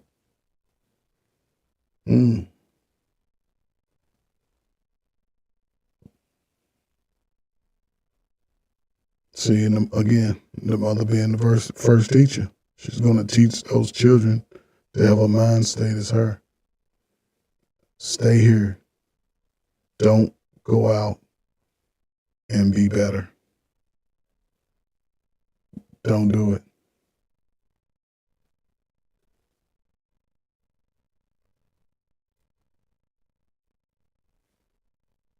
See? She would teach the boy not to be combative, not to be confident, mentally dependent and weak, physically strong. Body over mind. Technically, it should be saying mind over body, but body over mind in a lot of our youth, in a lot of our young adults, hell, a lot of our older adults. Body over mind. I don't give a fuck about shit. So what? I heard people say it all the time. You gotta delete. You're gonna be out of here for something, making excuses.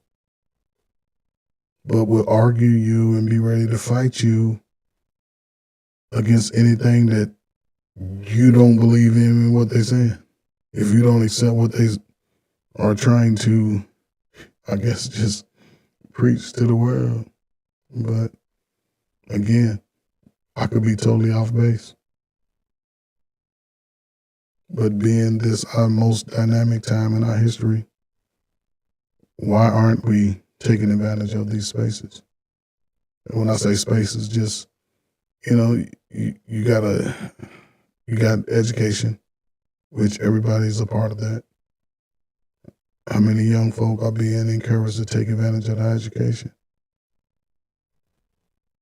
Whether traditional school, college, trade schools,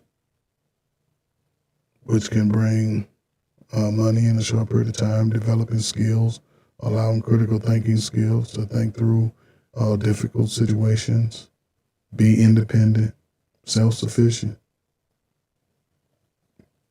Again, I could be totally wrong. See, it was talked about. This phenomenon occurring. They say the mind that's strong to drive has a strong drive to correct and recorrect. Yeah, eventually you want to get it better. That's what I'm saying. This is why we can take advantage of it and flip the script, because you want to get it better.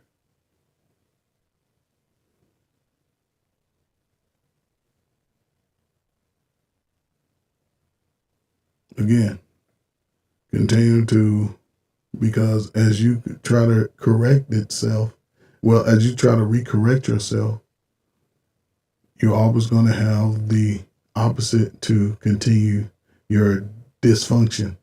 It doesn't want you to correct yourself. So certain things are put into place along the way. As you correct, certain obstacles are going to be put in the way to ensure you revert back.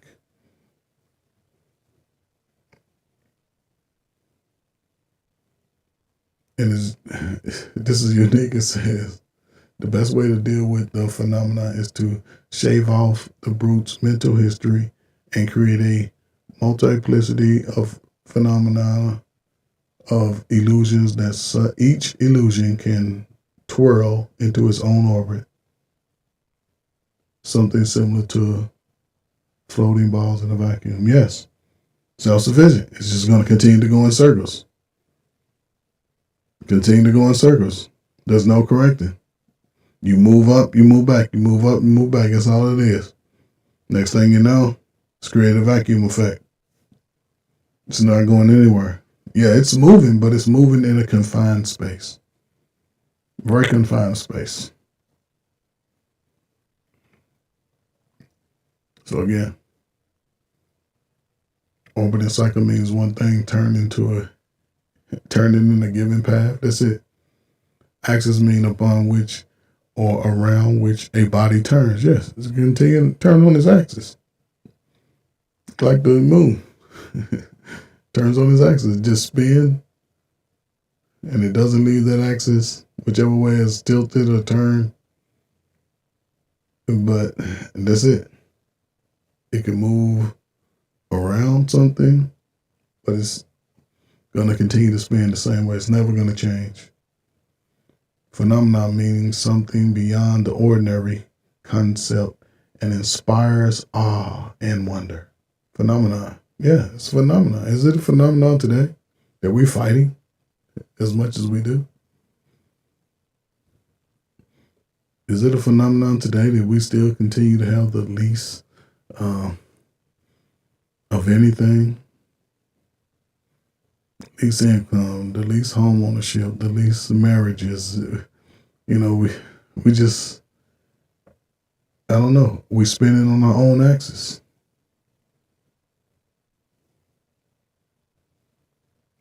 Multiplicity means a great number. Sphere means a globe, pretty much. It's how the globe spins. But this is where we are. See, talking about crossbreeding. Yeah. We have that today. When we divest, that's what they call it. Divesting. Yeah. You have your children. Yeah. It's all what it is. Because the concept is to lessen the melanin. Lessen it. I have less. But I went back and traced just my immediate family. I know my grandmother. I think my great grandmother was part Indian, something. I didn't, my mother been gone for, a little over 20 some years, but I would have loved to have gotten that side of our family, what our lineage was. Because my grandmother was a fair woman. She was fair skinned, had the good hair, good Indian type of hair. And my grandfather was a dark skinned man, very melanated man, very. And I have a lot of him in me. My bald head, my lips. He wore glasses from when I understand. I didn't wear glasses till I was in my 40s, but yeah. Mm-hmm. And as I look, I think I had a couple of cousins that may have married outside, maybe one or two. But for the most part, everybody, stayed within the race. So, but again, just part of the process. Just part of the process. One constant, the other dying. Yeah, we'll keep the ninja constant, for we may replace the mule for another tool. Yep, both mule and nigger tied to each other, neither knowing where the other came from, and neither productive for itself, nor without each other. See? Not productive for each other.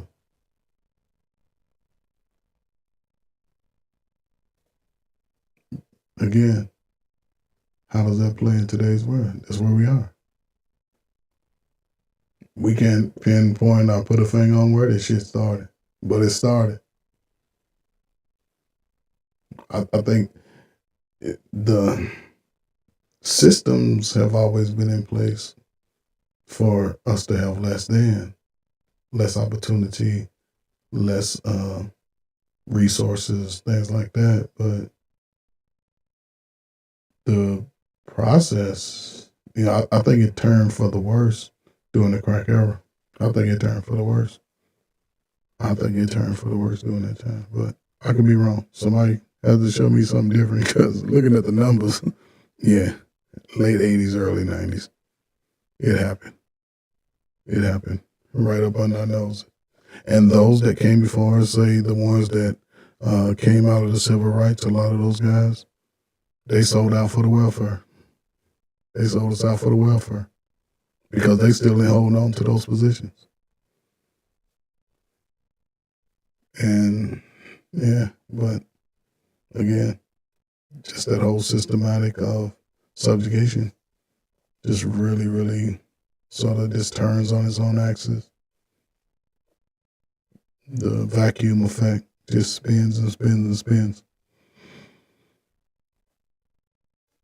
So what do? How do we break out of that?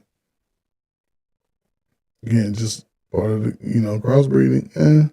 People love who you love. You make babies with who you make babies with. But it's just unique how when people go outside the race, they sort of look down on those that look like them and have a negative connotation of what they should or should not be doing. So, again, to each his own. People have the right to choose what they want. But as far as me, speaking against someone just because you chose something different, that doesn't ever sit well with me. And I always speak up against it. So, again, just the way I feel about it. I'm not saying who you should or should not love, but just be careful when you do go outside of, your culture, your race, then, just be, I don't know, just make sure that your glass is clean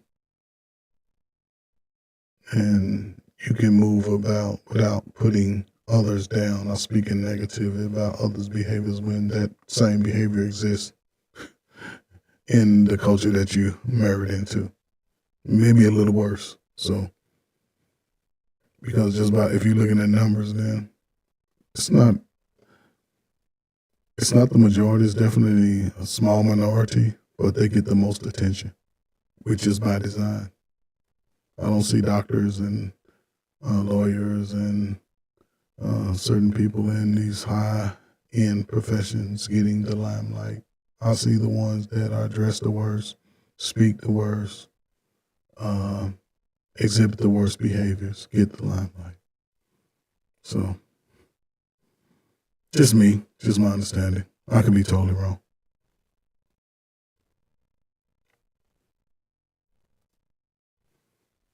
See, and just put them in certain situations. If you put them in a messed up situation, more likely they will accept a messed up situation. And it's pretty much the mindset. You put their mindset in a situation or believing that they are comfortable where they are, that's where we stay.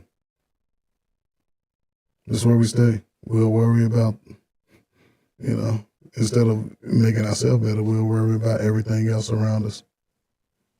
Instead of just focusing on ourselves.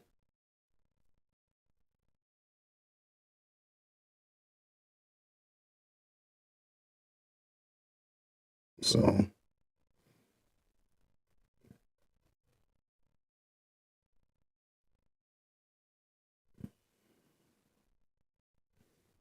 what do? How do you change it for your life? Because right now, a lot of this policy, a lot of this document is pretty much on cruise control. It's in the vacuum, whirling around on its own axis.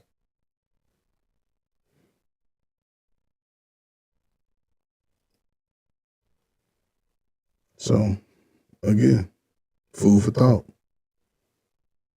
This is an open letter for thanks. We will always be in your debt. And this is a letter to us. This letter's to us. It's taking a shot, but is it true? We will always be in your debt for your labor. You built this country and were responsible for the great wealth we still enjoy today. Yes. Upon your backs, laden with the stripes we sometimes had to apply for disciplinary reasons, you carried our nation. What? Somebody actually said it. Hold up. Y'all built this country and carried this nation, even though we whooped y'all ass? Even though we whooped y'all ass? You mean tell me these little kids can't be great? With a little discipline? With a little bit spread around, spoil the child? With a little bit of discipline, you don't think these kids will beat their ass in the fucking gym Olympics in 2028? Playing some 3-on-3 basketball, which started in the projects? Black neighborhood? Not even just the projects. The projects, it was fun. breakdancing, niggas on the block, in the hood, an Olympic sport. Come on, man. Double Dutch. Come on, man.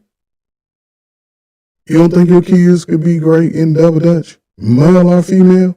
Hell, my thing is, if you gonna teach your child to live an alternative lifestyle, teach him how to double Dutch. How about that? Teach him how to double Dutch. He can be the first LGBTQ plus in the Olympics double Dutching. How about that? That can happen. That'll be great history. You got 4 years to prepare your child, because if they overweight, get them outside. Get them 2 jump ropes. Matter of fact, back in the day, the best jump rope was this. It was some clothesline stuff. It was some clothesline. It was heavy enough, and it was swing. You can hear it going through the wind. Kids, 8, 9, 10, out there swinging the rope and double dutching. Kids, teenagers, out there pop locking and doing the egg roll. Doing all the breakdancing on some cardboard on the concrete. Come on now. Come on now. 3-on-3. We ain't have enough to run full court, man. Come on, man. We got 6, man. 3-on-3. Play half court ball. Same point concept. Sometimes what we call make and take. You make the shot, you keep the ball until you miss. That's it. Anytime the ball hit the rim, you got to take it back. If you don't, you can take it straight up when somebody shoot. That's it. 3 fucking so-called sports today that was implemented in the 80s, maybe late 70s, sometime in that era, between 70 and 80. I know that, between 70 and 80. That were implemented in the inner city, the urban community, 95% black folk, and now those things are now an Olympic sport. And we let it slide by in its first existence. And now we got the Olympics coming here in 2028. I better see 500 ninjas, male and female, in that damn double dutch. I better see every dude 21 and over, 18 and over. I don't know what you can go in the Olympics. 16, matter of fact, you can go in there 14, 13. Some of them gymnastics, they was what, 12, 13, 14? You can get your baby off the couch, off the video game, get out there and show them what you used to do when you was a kid, because you're going to know you're going to show them tough, because you want to be in charge anyway.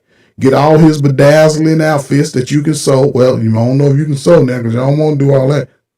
But you can sew all these little outfits for little pennies on the dollar. He might even get a few commercials, jumping rope, in your, well, not your backyard, because, yeah, in your backyard. He can be exposed, or she, because again, it can be females, because female naturally jump rope. But your son can be in the 3-on-3 tournament. Your son can be breakdancing. I'm talking about pop locking, spinning on the head, all that good stuff. Strong children, strong. Right now, the Olympics is coming. And it has 3 sports that started in the black community. 3. Because they sports now. You can't tell me breakdancing was a sport. You can go back and if somebody says it's a sport, they ain't never played no sports. They ain't never played no sports. I know one person when I was growing up wouldn't dare say it was a sport. It was a dance. It's breakdancing. It's in the name. Come on now. So, hey, I don't know. So again, it's just saying thank you. You built this country. You carried this country. Despite being subjugated. This is what sort of gets me rattled now. Despite what everybody went through, people still found a way to make it tough, to make it out. People still found a way. Still found a way. So again, we publicly acknowledge black people for raising our children. Thank you. That's what we did. Now we can't raise our own. Come on now. Attending to our sick. What? We tending to people sick and we don't even want to help mend our own people back together? Preparing the meals, cooking. Come on now, you know can't nobody cook better than us. And you had to go set the trap. How many of us can go out in the woods now and catch anything? A turtle? A frog? I don't like bugs. I don't eat that. I'm not going out there.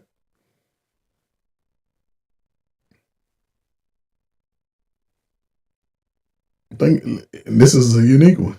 Even during the time we found pleasure in your women and enjoyment in seeing your, again, men lynched, Willie Lynch, maimed, burned. Some of you continue to watch over us in our belongings. Despite all this, we still had a good heart. Despite all of this cruel treatment, we still had a good heart. We still got a good heart. Maybe not to each other, but to the rest of the world, we do. We'll do most of this stuff within ourselves instead of doing it to anyone else. And I'm not promoting violence at all. Not at all. But why do we self-inflict most of our pain? Because we're 300 years removed from that. And this, what we're going through is nothing like what was going through back then. Your bravery on the battlefield, despite being classified as 3/5 of a man, and was still outstanding. What? You talked about us, and we still performed at a high level? Wow. We still performed at a high level. So nobody can tell me that it can't be done. Because despite all of that cruel treatment, people still performed at a high level, still showed up, still put forth their best effort. Still did it. Because it wasn't about them, it was about the mission. And that mission could have just been right there where you were, or because there were ways of communicating throughout the South amongst Black people. Some people traveled throughout the South and there was no airplane, so you took your little horse buggy and carriage and you traveled and you set up there and you get out all day. And when you got to where you was going, the next plantation, next whatever establishment, you stayed with other slaves. You gone over and stay with Becky. Because they had a sister assigned for the pleasures of men. Go on over and get over her. She take care of you. Go on over with Lil Ron. Lil Ron I don't think they had too many men traveling. Well, yeah. I don't think too many women moved around like that unless she was going to sort of assist with something with the nurturing of birthing a child, something like that. Yeah. Go on over with Larry. Larry get you. He'll take care of you. Been through wars, still performed at a high level, despite being crucified, despite being lynched, despite being subjugated. Tell me Black folk can't do it today? Our youngest and our strongest, our minds can't do that shit today? Can't do that? I don't know. Look at that. We clean houses well. We did lots of labor in the hot sun, 10, 12 hours a day. Especially in the summertime, sun up all fucking day. Thank you for realizing our dreams of wealth and good fortune. This is a slap in your face. Thank you.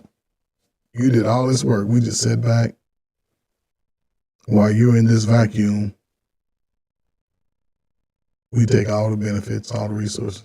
Now that we control 90% of all resources and wealth of this nation, we have Black people to thank the most. Thank you. We can only thank of the sacrifices you and your families made to make it all possible. What? 90% of the wealth? That's true. But 1% own 95% of the wealth. A small group of people averaging $18 million a year. The average salary is $39,000 a year. A little over $7,000 compared to 2004 Who's making money?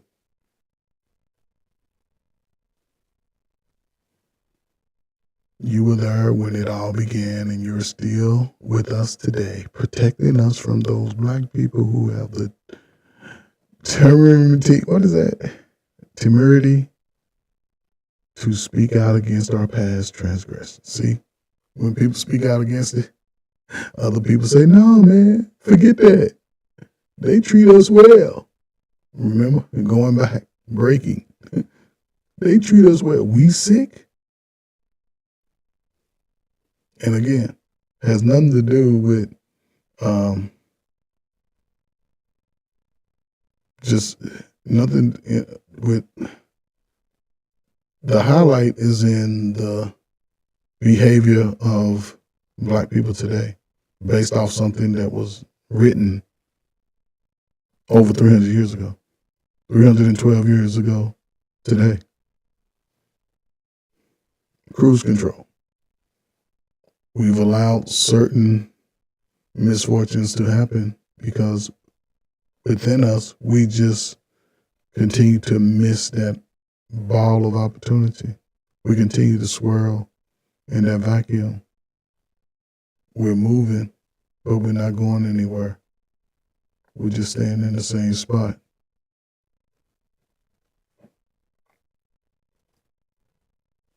Thank you for continuing to bring 95% of what you earn to our business. Yeah, we do. We spend everywhere else. Thanks for buying our heel figures, Karans, Nikes, and all other brands you so adore. Yes, we do. We buy it all. Thank you for buying it. Again, thank you for buying all our knockoff stuff. Because you go in the store today, it's made out of plastic. The store's stock is very limited. And it's just not in one location. It's all over. There's very little stock on the shelves. Very little. You go in some of these little stores, then it's like they're going out of business. In business, going out of business. Your super rich athletes, entertainers, intellectuals, and business persons, both legal and illegal, exchange most of their money for our car, jewelry, homes, and clothing. Yep. What a windfall they have provided for us. Woo-wee. Listen to that. Your super rich athletes, yep. Entertainers, yep. Intellectuals and business persons, both legal and illegal, exchange most of their money for our car, jewelry, homes, and clothing. Yep. People out in the streets buy a car, buy plenty of knockoff jewelry. Most ain't buying a home, probably a rent it, lease it, whatever. Or because they know you can't really own a home selling the package, selling the product. No, they come take all that. The less fortunate among you spend all they have at our neighborhood stores, enabling us to open even more stores. Sure, they complain about us, but never do anything to hurt us economically. What? We don't do anything? Yeah, we don't. We don't do anything. The less fortunate spend all they have at our neighborhood stores. Yeah, the neighborhood store where you going down there buying all that red dye, 40 in your flaming hots, all that cancer causing food, eating all that bad stuff, drinking up all that bad sugary product. Yeah, that's what you're doing. That's what you're doing every day. They always complain. Well, they complain about us, like I said, but they never do anything to hurt us economically. Wow. $1.7 trillion on bullshit. What about if you saved your money a few years for yourself? What about if you saved your money for 4 years? What you think happened? If you save, let me see, $50 a month for 4 years, I don't know how much that'll be, but you can do it. 50 times 48, simple. It'd be quite a bit of money. Maybe if you can save 100, 150 times 48. How much you think it'll be? You think you have enough money to go to the Olympics and watch the break dance and the double dutch? Or do you think you can put that money away, get your kids in some activities, get them out here and start double dutching, show them some old videos or some breakdancing, and show them how to do some of these things? Take them out every day, 2 or 3 hours a day, instead of letting them stay in the house, sit on the phone, stay on the tablet, watching sneak pornos, and they were doing all kinds of shit today. You know, the little girls getting outside instead of OnlyFans in it as a career. Getting outside, getting physically fit, exercising, moving around, being the next Simone Biles, Jordan Childs, being those next opportunists of advancement. Because the Olympics is coming to the LA. It's going to be wild too. And they bringing a lot of money and a lot of new people. That's going to be the greatest way to slide in millions of people from around the world, especially these war-torn countries.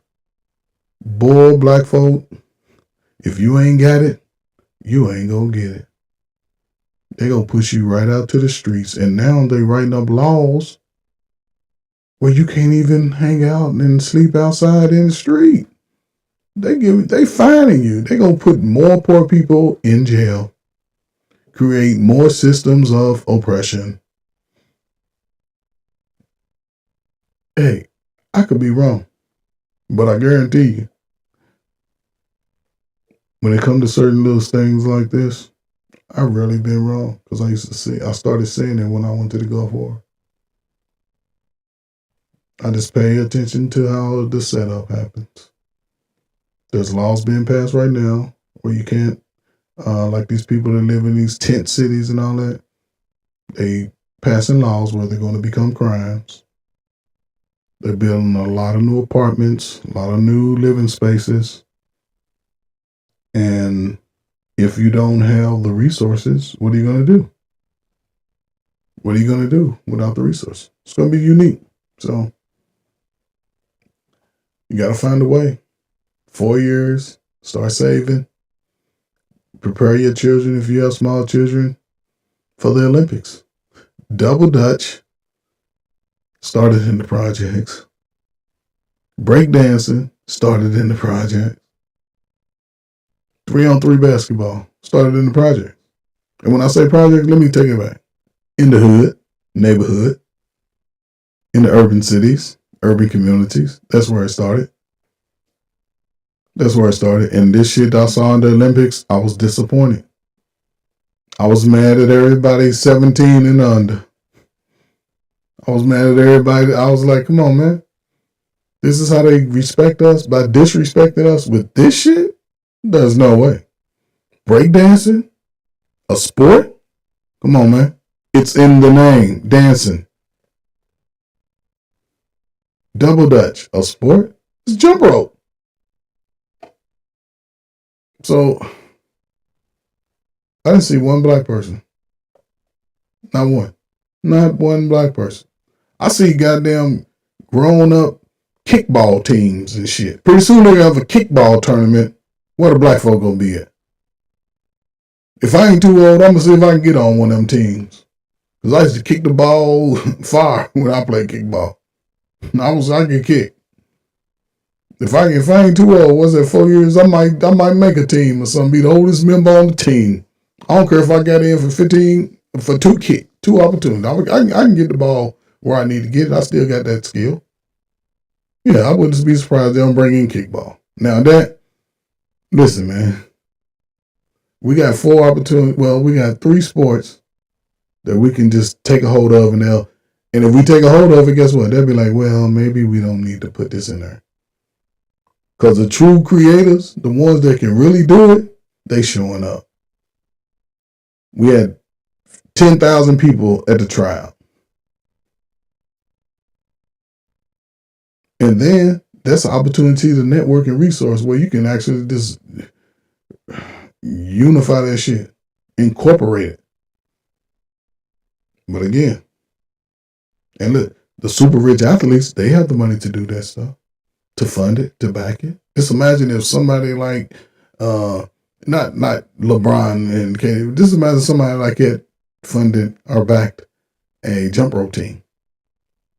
Take 5 little girls and say, hey, y'all going to the Olympics, y'all train, y'all do what y'all gotta do, I'll pay for it, boom, boom, boom, contests and stuff like that. Come on, man. Changing lives. Changing lives. It can be anybody. Anybody making over about 600,000 a year, you can have make a couple people bond together. Get all your daughters out there, all your sons out there. Like, hey, we're gonna put this pool of money together. We're gonna make sure everybody's doing what they gotta do. You doing right in school, you studying, you practicing, you performing, being respectful, all that shit pay off. Next thing you know, you get a sponsor too, because they'll love that shit.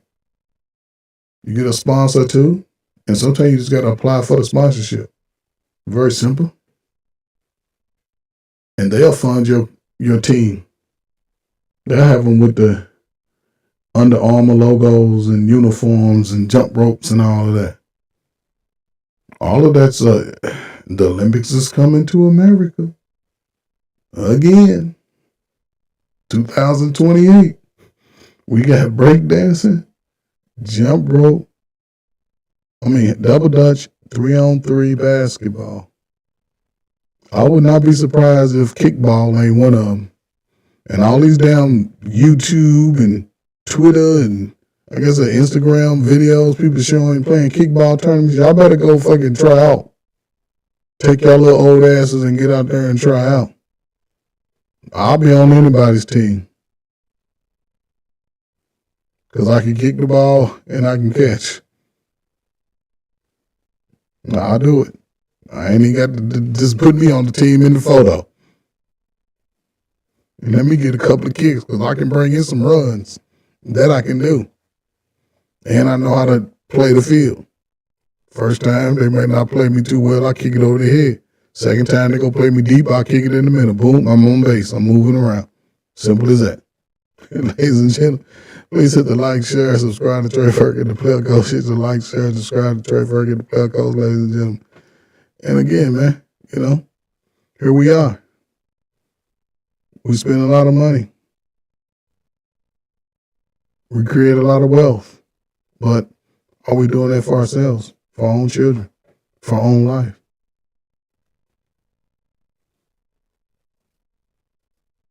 Again, they want to thank you for not bogging yourself down with the business of doing business with your own people. Yeah, we can take care of you for that. Do black people make good business partners with each other? Do we do business with each other? Do we price ourselves out? Do we overprice our product? Do we provide good product? Do we trust each other's product? You just keep doing business with us. It's safer that way. See? Be afraid of those that look like you. No. BS. Besides, everything you need, we make anyway. Even kente cloth. What? Kente cloth? Yeah. But you can also go to the source. Go to the source. You can go to the source. Just go over there with an empty luggage. Just buy what you need and put it in your luggage. Don't let it exceed the weight class. It'll be all right. Just continue to dance, sing, and distrust and hate one another. Yeah, that's what we do. Dance, sing. Yeah, we're going to dance. We're going to sing. We can sing like a motherfucker. But we're going to definitely distrust each other and hate one another. Come on now. Have yourself a good time, and this time we'll take care of you. It's the least we can do, considering all that you've done for us. Yeah, just having a good time. Come on now. Hey, you deserve it. For all your labor, which created our wealth, for your resisting the message of troublemaking blacks like Washington, Delaney, Garvey, Bethune, Truman, and Truth, for fighting and dying on our battlefields. We thank you. Yeah. See, we resisted the messages of Washington, Delaney, some of the brightest minds in literary studies, some of the brightest minds in science, education. We fucking resisted that shit. We didn't want to hear what they had to say. Tell me, make that make sense. We only hear what nobody has to say today to make things better. And I'm not saying this for people to listen for me to, say, dude, I've already passed that prime. I just hope that I can give a little insight for someone to say, you know what, I can be better. Despite what I go against every day. I can be better. I can do better. That's all. That's my only message I'm trying to convey. I'm young. The world is my oyster. I can go out and create the life I want. That's why I put this tag here. Don't be upset by the results you get. Excuse me. Don't be upset by the results you didn't get with the work you didn't do. Yeah. If you don't put in the work, you don't get any results. So it's totally up to you. And we really thank you for not reading about the many black warriors that participated in the development of our great country. Yeah, see, we only want to read about those great ancestors that did great things because it's all there. We thank you for keeping it hidden from your younger generation. Wow.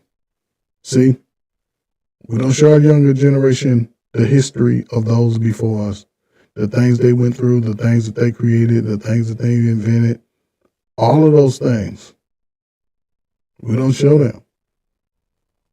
We let them see us fighting, arguing, not taking life so serious, partying, smoking, drinking, sexing. That's what we let our young ones see.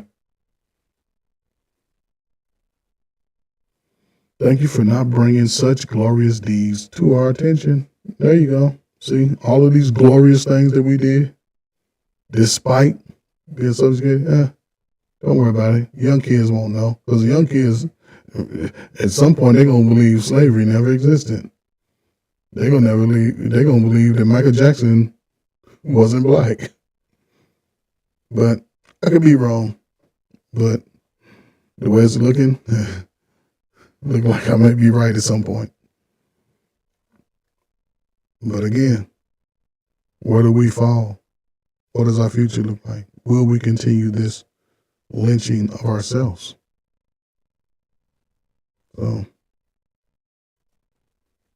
for allowing us to move into your neighborhoods, yep, you're seeing that now because again, they're building a lot of new homes. They're remodeling a lot of new inner city homes, older homes, these brownstones, these vacant homes, that brick homes that stood vacant for years. They're bringing them in. They're coming in. They're remodeling them, and they're raising the price $400,000 or $500,000. We already know what the numbers are. The average black home only averages $60,000. You can't get a home for that price. You can get a used home, like a used car, but as far as getting you a brand new home, something you can raise your children in, something that you can build financial wealth in it, nah, we're not doing that. We can't do that because again, we don't trust each other. We don't work together. For you, unceasing for your, and it's supposed to be for your unceasing desire to be near us, and for hardly ever following through on your own threats due to lack of reciprocity and equity. Yeah, we don't follow through. We do a lot of talking, but we don't follow through. We self-inflict a lot of things within our lives. We also appreciate your, a coincidence to our political agendas. Yeah, there you go. Acquiescence. There you go. I'm tripping. Yeah, there you go. We right here. Political agenda for advocating your own economic self-sufficiency and for working so diligently for the economic well-being of our people. Yeah. You are real troopers. Yes. Slap, slap. You see the image standing over you. Yeah. There you go. The acquiescence to our political agendas. Don't they have agendas out now? Both sides. Think about it. Think about it. The agendas are starting to show up. There's going to be an agenda. Oh, support the LGBTQ. We want all brothers to be ninjas, to be soft, with the T's. Yeah. Big, strong man, big man, 6'5", 6'4", 260, 280, 350 pounds. Switching with the rainbow socks on? Make it make sense to me. But again, who's in front of the children? Because the children will learn this behavior. They will learn this behavior and they will move accordingly.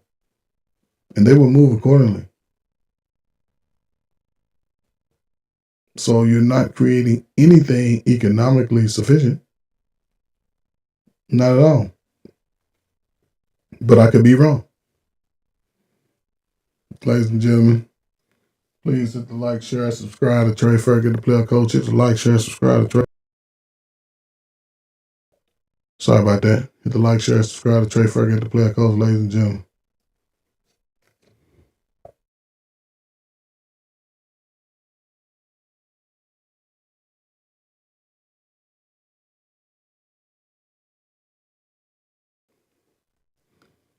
So here we are. You in a unique state right now. And even though the 13th, 14th, and 15th Amendments were written for you, and many of your relatives died, for the rights described therein, a lot of people lost their lives for these 13th, 14th, and 15th Amendment. You did not resist when we changed those rights to civil rights and allowed virtually every other group to take advantage of them as well. Wow. We didn't even fight. Remember, we took welfare. Those that were in power after Dr. King and Brother Malcolm was taken from us. And even Dr. King understood at the last bit, like, damn, hell no. They cheating us. And then those that they could easily manipulate. Hey, if you want to live a certain life, you have to allow us to implement these policies on your people. And they took it hook, line, and sinker. They took it to the churches because they know the churches had a great influence on the community. They feminized and weaponized the preacher, who can pretty much do whatever because they don't have to pay a lot of those monies. And they stifle the community. I went to a community center a couple of months ago to try to see about working with the youth and all this. I had to go through the church and the community. You know what's happened to that community center now? It's closed down. Because the churches ain't doing shit with none of the community centers. The churches are not doing anything. The preachers are not doing anything with these community centers. So they just run them in the ground. A lot of them are closed down. But guess what? When they get through regentrifying those community centers will be thriving. They will hold all type of events. They will do everything to uplift the community. But again, I could be wrong. You are something else. Your dependence upon us to do the right thing is beyond our imagination. Wow. Irrespective of what we do to you and the many promises we have made and broken, but this time we will make it right. We promise. Trust us. Yes. Come on now. Have we heard this before? But now they're not even making promises. They're just telling you what's going to happen. They'll lie to you about the opposite of what they're talking about. And then they'll just implement whatever it is they want. It's funny how you only see, every year we talk about politicians coming to our communities and churches, and they only go to the churches because they know that those pastors have the ability to manipulate a lot of seniors, and it's very little men in churches now. But those policies that they preach about when they come to those churches allow certain people to live a certain way. It allows a woman to be uncovered. Here, don't worry about no man. Listen, we'll put this little thing in for you. We're going to keep your welfare, keep your Section 8. We're going to let you go to our colleges, continue to create debt. They should just say, listen, we're going to let your sons be wild and fucked up. We're going to lock them up when they act stupid. How you feel about that? But no. We're going to allow you to continue to run around, do what you do, no accountability, and we'll just lock you up when it's your time. Simple as that. We'll lock your sons up. That's what we'll do. We'll destroy the relationship between the man and the son, the young and the old, even the mother and the daughter. A lot of relationships are tore up, messed up, because nobody's being held accountable. A lot of the poor people you get held accountable when it comes to the criminal element of America, but as far as the social element, the social, properties of living in America, you're not being held accountable. You get away with it until it's not beneficial to you anymore. When you start to age out, it's not beneficial to you to live that lifestyle that they allowed you to do, and they'll just push you out. That's why I say in the next 4 years, let's just say we have quite a few people living under a certain income level. If you put these 4 years into your small children, who would probably be 14, 15, 16 coming up out of next Olympics, it'll change your life. It will change your life. It'll open up the whole world to your son and your daughter. Open up the whole world. And you have to incorporate everybody. Even when you saw at the Olympics with Simone Biles, you saw both parents. You didn't see a mother or a father. You saw both parents. And I believe that those were her adopted parents, but they both showed up. Now, just imagine you do it to your biological child. You put that type of energy into your biological child, it'll change your fucking life. It'll change your life. Like I said, they got 3 Olympic sports that started in the inner city with youth. Wasn't no adults out there breakdancing. It was kids. 12, 13, 14. It was kids breakdancing. It was kids double dutching. If you was double dutching, you probably been, 22, 23, but you was out there teaching then. Teaching the little kids how to double dutch. Well, I'll say most of the time about somebody turns 15, 16, they could teach 8, 9-year-olds how to do it. They could do it. They had that type of mindset. It was about the collective whole. It wasn't about, I know how to do it, I ain't going to teach you, no. It wasn't about, you don't know how to do it, I'm going to make fun of you, no. It was about, okay, let me show somebody else how to do it. So we all know how to do it. And then we become a team and we work together and we win. But again, maybe I'm wishful thinking. However, I am 57 years old. I am past my prime. But I am not past my ability to be better. I'm not past that. Not at all. Not past it at all. And here we are. Olympics are coming to Los Angeles, 2028. We have children. I better see 10,000 youngsters showing up for the double dutch.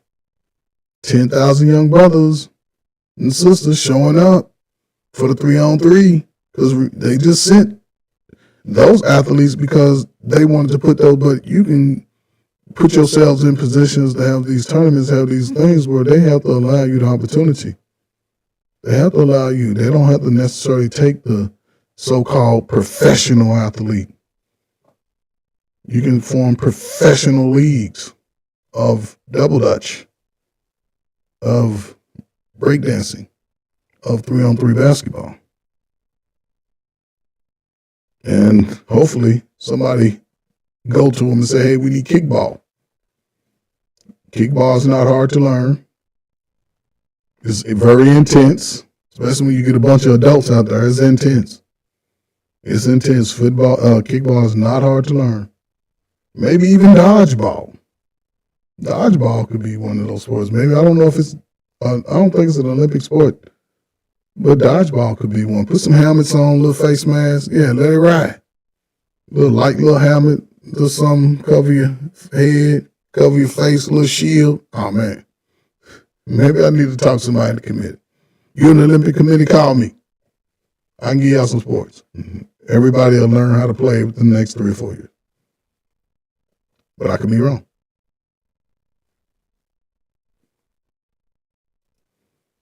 So, tell you what, you don't need your own hotels. You can continue to stay at ours. You have no need for supermarkets. No, a lot of our communities are deserts, supermarket deserts. You can stop at ours 24 hours a day. Yep. Why should you even think about owning more banks? Why? We have plenty now. You don't waste your energies trying to break into manufacturing. That's what I say. And don't waste your energy. What? You work hard enough in our fields. Wow. Yeah. See, this is where we are. Although this is being sarcastic, how many of us are willing to take that chance? Right now, while you're young. Right now, 24, 25, 26. All of these lanes and opportunities that are available across the world. Across the world. Because you can go to another country, claim citizenship, and be on their 3-on-3 basketball team. Be on their double dutch team. If you have that skill. Because if you can teach them, they're going to treat you like you the king. They're going to be parading you through the city. Especially if you win a medal. You only got to win gold. Just win a medal. Relax. Have a party. And we'll sell you everything you need. Yep. And when you delete or when you are no longer here, we will even bury you at a discount. How's that for gratitude? Finally, the best part. You went beyond the pale and turned over your children to us for their education. Wow. What? Turned over the children to them for education. Yep. So they're being taught in the schools. Children are reading at an all-time low, math at an all-time low, spelling at an all-time low. And COVID had a little bit to do with it because it really exposed the weaknesses of the Black home. It really exposed it because children were at home, parents were at home. Instead of people taking this opportunity to redirect their lives from chaos, they just fell deeper into it. That's why a lot of these spaces started to open up. YouTube became even more dynamic in itself because it gave a lot more people opportunity to talk. TikTok grew. Instagram grew. You see people when they're in their alone space, how they may come into just a delusional state. They come with these crazy ass ideas and you can't even challenge them. You have people speaking just the worst about everything. You have women just brandishing the world B all over the streets. Grown people talking about other poor grown people. Makes no sense to me. And I'm not saying just calling out the behavior and the nonsense, but just talking about shit that you used to do in high school. What somebody did, what somebody didn't do, what somebody should do. Everybody should do something but you. That's the way I've always looked at it.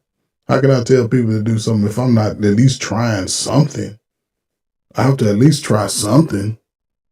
And then once I gain that knowledge, I've always tried to just share it with other people. Because when I share it, when I learn it, I want to learn more of different stuff. That's where I've always been. So I've never had a problem teaching people stuff that I've learned. But today, I do it to those who need it most. giving it to some older people, they have to pay me. And they have to do it the way I plan it. But young people, I'll give it to them free all day.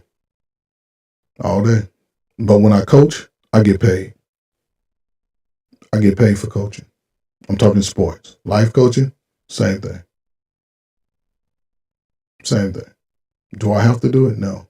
I do it from my heart. I don't have to do anything. I don't have to work. I sleep every day. Well, I was sleeping at 3 or 4 o'clock a day. Now I'm sleeping till like 2 o'clock, 2:30. Because I got to be in practice at 4:30. So it's a different time. It gives me an opportunity to get out and create a dynamic with young minds. And I'm excited for it. I can see what I do on the field. Other coaches can see it. Players see it. I don't curse at players. I don't yell. I raise my voice, but I don't yell. I don't make a player feel less confident. I'm showing them how to put their uniform on, wear your pants, look good. I've always believed in the Deion Sanders concept. You look good, you play good. So it's a struggle sometimes for me to listen to other coaches and their philosophies and techniques, because to me, I'm big on technique. Technique will get you everywhere when you're coaching younger football players, basketball players. Technique gets you everywhere. Any sports you coach, technique is probably the most important thing. Whether you win or lose, if you teach good technique, they'll apply those techniques throughout their life. It'll apply to them in school, always striving to be the best at home, being, respectful within the home, within the community, being respectful of the communities, other communities. So technique, it's never failed. It's never failed. And if somebody younger than me want to show me a new way of doing stuff, they would actually have to show me. They couldn't tell me. They would have to show me. Because I've been there. And I don't need to go back to learn something that I should have learned at 25, 26. No. If I want to learn something new today, yes. And if somebody younger than me knows how to do it, then you have to show me. You can't tell me. It's just me, though. You had to show me. And it's not showing me for the money, because I don't need that. It's just showing me the skill set. Show me the skill set. Show me the skill set, and everything is cool. So, again, this is my last slide. So, with what we have taught them, it's likely they will continue in a mode similar to the one you have followed for the last 45 years since desegregation. And it's about, 50 years, 60 years? So it's a little different. This is an older letter, but again, same concept. In 1712, 300 years later, he said he would keep you in this mindset 300 years. I've seen documents where it said 300 to 500. We in 300 years. We right in the prime, and look where we are, separated on all fronts. Did he predict it?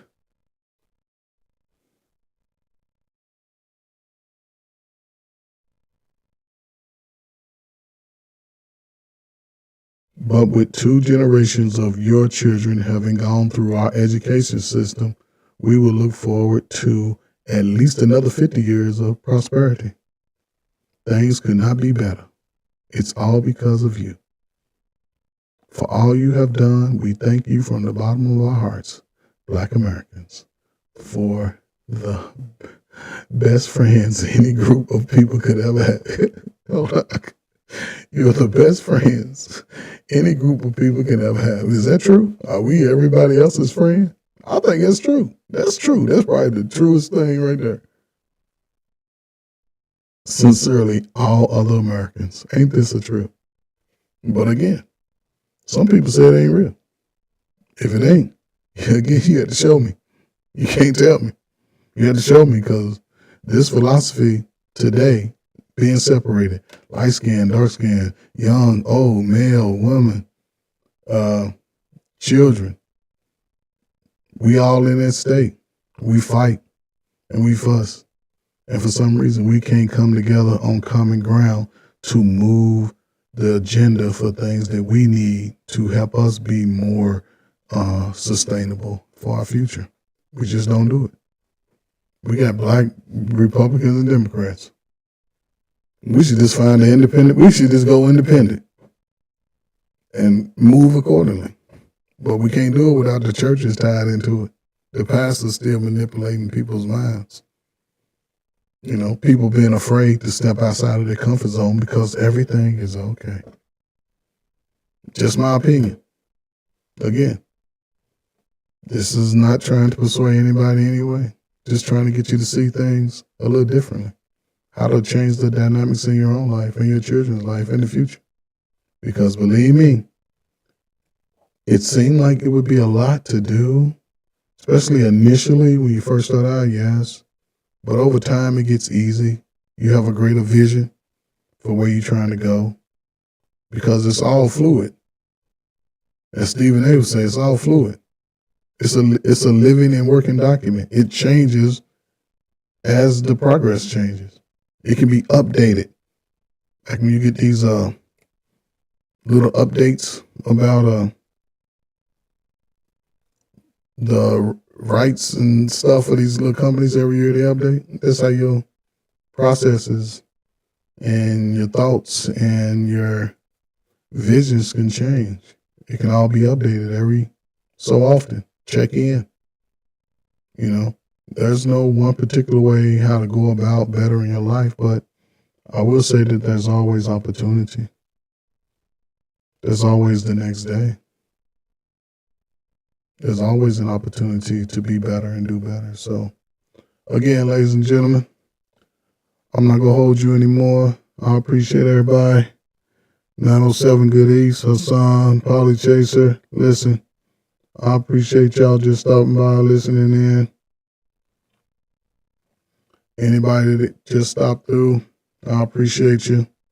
I don't do a lot of fighting over here. That's all over YouTube. I'm just trying to put people in a better space. You know, if you don't know, it's always opportunity to know. And if you want to do better, you just got to be willing to take a chance on yourself. If you want a better outcome, take a chance on yourself. You know, as long as you find a way to make it happen. There's no right or wrong way to better your life. I've seen people in the worst conditions come out tenfold on the other side. But again, it has to start somewhere. It has to start somewhere, ladies and gentlemen. You know, I appreciate everybody who stopped by. I really do. Everybody, all my YouTubers out there, my YouTube family, you know, keep putting out good content, man. Keep bringing awareness to important topics, you know, important issues that affect us as a whole.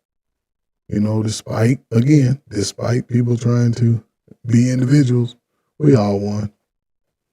We all won. Whether you light skin, dark skin, we all got the big nose and the big lips. That's what we do. And we got these big wide nostrils just so we can breathe in that good air from the earth. So, again, ladies and gentlemen, I am Trey Ferg at the Player Coach, ladies and gentlemen. Please hit the like, share, subscribe button to Trey Ferg at the Player Coach, ladies and gentlemen.